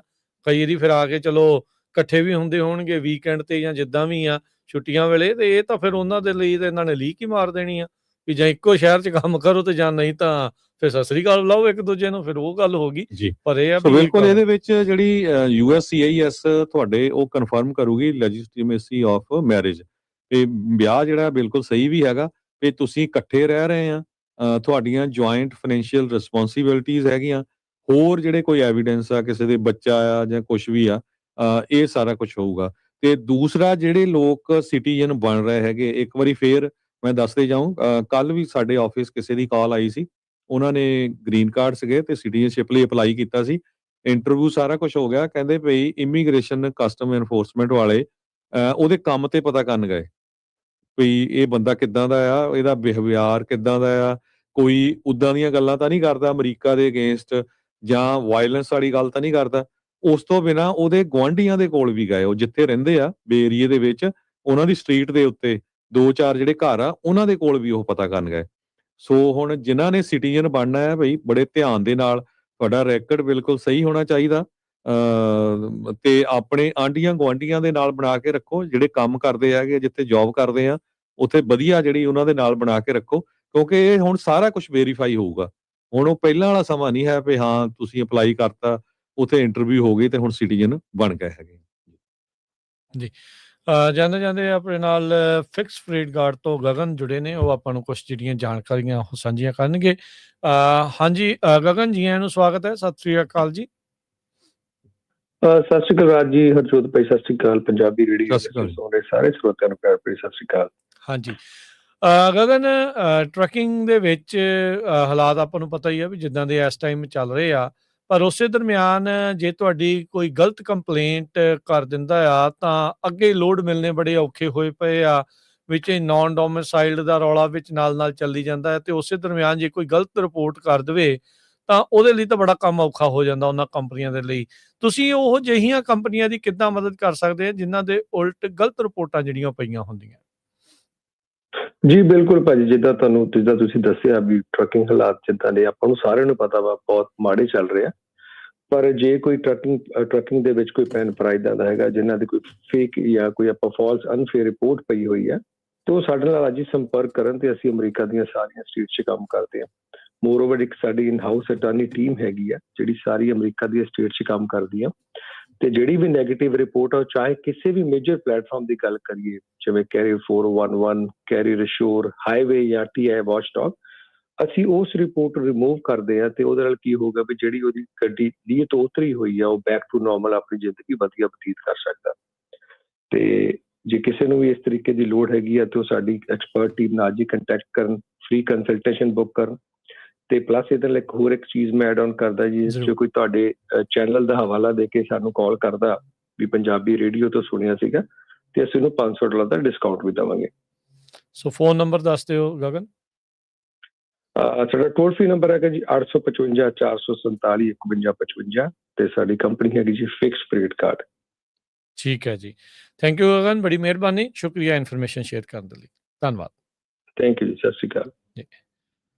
ਸੋ ਇੱਥੇ ਹੀ ਸਾਡੇ ਅੱਜ ਦੇ ਪ੍ਰੋਗਰਾਮ ਦੀ ਵੀ ਸਮਾਪਤੀ ਆ, ਤੇ ਫਿਰ ਦੱਸ ਦਿਓ ਜੀ ਜਿਹੜਾ ਲੋਹੜੀ ਕੰਟੈਸਟ ਚੱਲ ਰਿਹਾ ਉਸ ਦੇ ਵਿੱਚ 1170 AM ਪ੍ਰੋਗਰਾਮ ਜਿਹੜੇ ਸਾਡੇ ਰੇਡੀਓ ਸਟੇਸ਼ਨ ਆ ਉਸ ਦੇ ਜਿਹੜੇ ਵੱਖ-ਵੱਖ ਸਪਾਂਸਰਸ, ਉਹਨਾਂ ਦੇ ਐਡਵਰਟਾਈਜ਼ਰਸ ਦੇ ਦੁਆਰਾ ਜਿਹੜੇ ਲੋਹੜੀ ਕੰਟੈਸਟ ਨੂੰ ਵਿਸ਼ੇਸ਼ ਤੌਰ ਦੇ ਉੱਤੇ ਸਪਾਂਸਰ ਕੀਤਾ ਗਿਆ ਹੈ। ਰਾਜਾ sweet and paradise ballroom union city, Manish Ghai ਜਿਹੜੇ ਆ ਰੀਅਲ estate ਵਾਲੇ ਤੇ ਮੈਨੇਜਮੈਂਟ ਵਾਲੇ, ਪਦਮ ਬਿਲਡਰਸ ਹੇਵਰਡ ਵਾਲੇ, ਮੀਨਾ ਫੈਸ਼ਨ ਸੈਨੋਜ਼ੇ ਵਾਲੇ, Surya Indian cuisine and catering ਸੈਨੋਜ਼ੇ ਵਾਲੇ। ਸੋ ਕੰਟੈਸਟ ਦੇ ਵਿੱਚ ਜਿਹੜਾ ਤੁਹਾਨੂੰ ਸਵਾਲ ਪੁੱਛਿਆ ਜਾਂਦਾ ਹੈ ਉਸ ਦਾ ਤੁਸੀਂ ਜਵਾਬ ਦੇਣਾ ਹੁੰਦਾ ਹੈ ਇੱਕ ਮਿੱਥੇ ਸਮੇਂ ਦੇ ਵਿੱਚ ਤੇ ਜਿਹੜੇ ਵੀ ਉਹ ਜਵਾਬ ਦਿੰਦੇ ਨੇ ਤੇ ਉਹ ਉਹਨਾਂ ਜਿਨ੍ਹਾਂ ਦਾ ਸਹੀ ਜਵਾਬ ਹੁੰਦਾ ਆ, ਜਿਹੜਾ ਸਹੀ ਜਵਾਬ ਹੁੰਦਾ ਆ ਉਸ ਨੂੰ ਜਿਹੜਾ ਉਹ ਫਿਰ ਡਰਾਅ ਦੇ ਵਿੱਚ ਪਾਇਆ ਜਾਂਦਾ, ਤੇ ਉਹਨਾਂ ਦੇ ਜਿਹੜੇ ਜੇਤੂ ਆ ਉਹ ਅਨਾਊਂਸ ਕੀਤੇ ਜਾਂਦੇ ਆ। ਸੋ ਉਹ ਆਪਾਂ ਜਿਹੜਾ ਤੁਹਾਨੂੰ ਦੱਸਾਂਗੇ ਕੱਲ੍ਹ ਵਾਲੇ ਪ੍ਰੋਗਰਾਮ ਦੇ ਵੀ ਜਿਹੜੇ ਜੇਤੂ ਉਹ ਤੁਹਾਨੂੰ ਜਲਦ ਅਨਾਊਂਸ ਕੀਤੇ ਜਾਣਗੇ, ਕੱਲ੍ਹ ਵਾਲੇ ਜਿਹੜੇ ਉਹ ਕੰਟੈਸਟ ਨੂੰ ਜਿਹੜਾ ਉਹ ਲੈ ਕੇ। ਜੀ ਬਿਲਕੁਲ। ਜੀ ਸੋ ਇਹ ਪ੍ਰੋਗਰਾਮ ਸਾਡੇ ਜਿੱਦਾਂ ਸੋਮਵਾਰ ਤੱਕ ਚੱਲਣੇ ਆ, ਲੋਹੜੀ ਤੱਕ ਅੱਜ ਹੋਣੇ ਆ, ਤੇ ਪਲੱਸ ਸੋਮਵਾਰ ਨੂੰ ਵੀ ਵੱਖ-ਵੱਖ ਪ੍ਰੋਗਰਾਮਾਂ ਦੇ ਵਿੱਚ ਜਿਹੜੇ ਕੁਐਸਚਨ ਆ ਉਹ ਦੱਸੇ ਜਾਣਗੇ ਤੇ ਤੁਸੀਂ ਉਹਨਾਂ ਨੂੰ ਆਨਸਰ ਕਰਨਾ ਆ। ਸੋ ਤਾਂ ਕਿ ਵੱਧ ਤੋਂ ਵੱਧ ਕਿਉਂਕਿ ਬਹੁਤ ਸਾਰੇ ਜਿਹੜੇ ਸਾਡੇ ਸਰੋਤੇ ਆ ਉਹ ਕਈ ਸੋਚਦੇ ਰਹਿੰਦੇ ਵੀ ਸ਼ਾਇਦ YouTube ਚੈਨਲ ਆ ਸਵੇਰੇ ਸ਼ਾਮ ਖਬਰਾਂ ਆਉਂਦੀਆਂ। 24 ਆਵਰ ਰੇਡੀਓ ਸਟੇਸ਼ਨ ਆ 15 ਰੇਡੀਓ ਸਟੇਸ਼ਨਸ ਦੇ ਉੱਤੇ AM ਤੇ FM ਤੇ ਤੁਸੀਂ ਲਾਈਵ ਪ੍ਰੋਗਰਾਮ 24 ਆਵਰ ਸੁਣਦੇ ਆ ਵੱਖ-ਵੱਖ ਤਰ੍ਹਾਂ ਦੇ, ਚਾਹੇ ਉਹ ਸੋ ਇੱਕ ਖਬਰਾਂ ਚੀਜ਼ ਇਹ 'ਚ ਅਨਾਉਂਸ ਕਰ ਦਈਏ, ਜਿਹੜਾ ਸਵਾਲ ਪੁੱਛਿਆ ਸੀਗਾ ਵੀ ਪੰਜਾਬੀ ਰੇਡੀਓ USA ਦੇ ਦਿਨ ਦੇ ਵਿੱਚ ਪ੍ਰੋਗਰਾਮ ਕਿੰਨੇ ਆਉਂਦੇ ਆ। ਸੋ ਜਿਹੜੇ ਰਿਪੀਟ ਪ੍ਰੋਗਰਾਮ ਹੁੰਦੇ ਉਹਨਾਂ ਨੂੰ ਨਾ ਕਾਊਂਟ ਕਰਿਓ, ਉਹਨਾਂ ਨੂੰ ਛੱਡ ਕੇ ਜਿਹੜਾ ਉਹ ਨੰਬਰ ਤੁਸੀਂ ਦੱਸਣਾ ਆ। ਸੋ ਕੁਐਸਚਨ ਇੱਕ ਵਾਰੀ ਫੇਰ ਆ, ਪੰਜਾਬੀ ਰੇਡੀਓ USA ਦੇ ਇੱਕ ਦਿਨ ਦੇ ਵਿੱਚ ਜਿੱਦਾਂ ਅੱਜ ਦਾ ਦਿਨ ਆ ਵੀ ਕਿੰਨੇ ਪ੍ਰੋਗਰਾਮ ਨੇ, ਰਿਪੀਟ ਪ੍ਰੋਗਰਾਮ ਨੂੰ ਜਿਹੜਾ ਆ ਉਹ ਤੁਸੀਂ ਕਾਊਂਟ ਨਹੀਂ ਕਰਨਾ। ਸੋ ਉਹ ਅੰਕੜਾ ਜਿਹੜਾ ਉਹ ਤੁਸੀਂ ਦੱਸ ਦਿਓ। ਸੋ ਬਾਅਦ ਦੇ ਵਿੱਚ ਜਿੱਦਾਂ ਹੀ ਇਸ ਤੇ ਜਿਹੜੇ ਕੰਟੈਸਟ ਦੇ ਜਿਹੜੇ ਫਿਨਿਸ਼ ਹੁੰਦਾ ਹੈ ਤਾਂ ਫਿਰ ਤੁਹਾਨੂੰ ਆਪਾਂ ਉਸ ਤੇ ਜੇਤੂਆਂ ਦਾ ਦੱਸਦੇ ਹਾਂ। ਹੁਣ ਲੈਂਦੇ ਹਾਂ ਜੀ ਇਜਾਜ਼ਤ। ਸਭ ਨੂੰ ਪਿਆਰ ਭਰੀ ਸਤਿ ਸ਼੍ਰੀ ਅਕਾਲ। ਸਤਿ ਸ਼੍ਰੀ ਅਕਾਲ।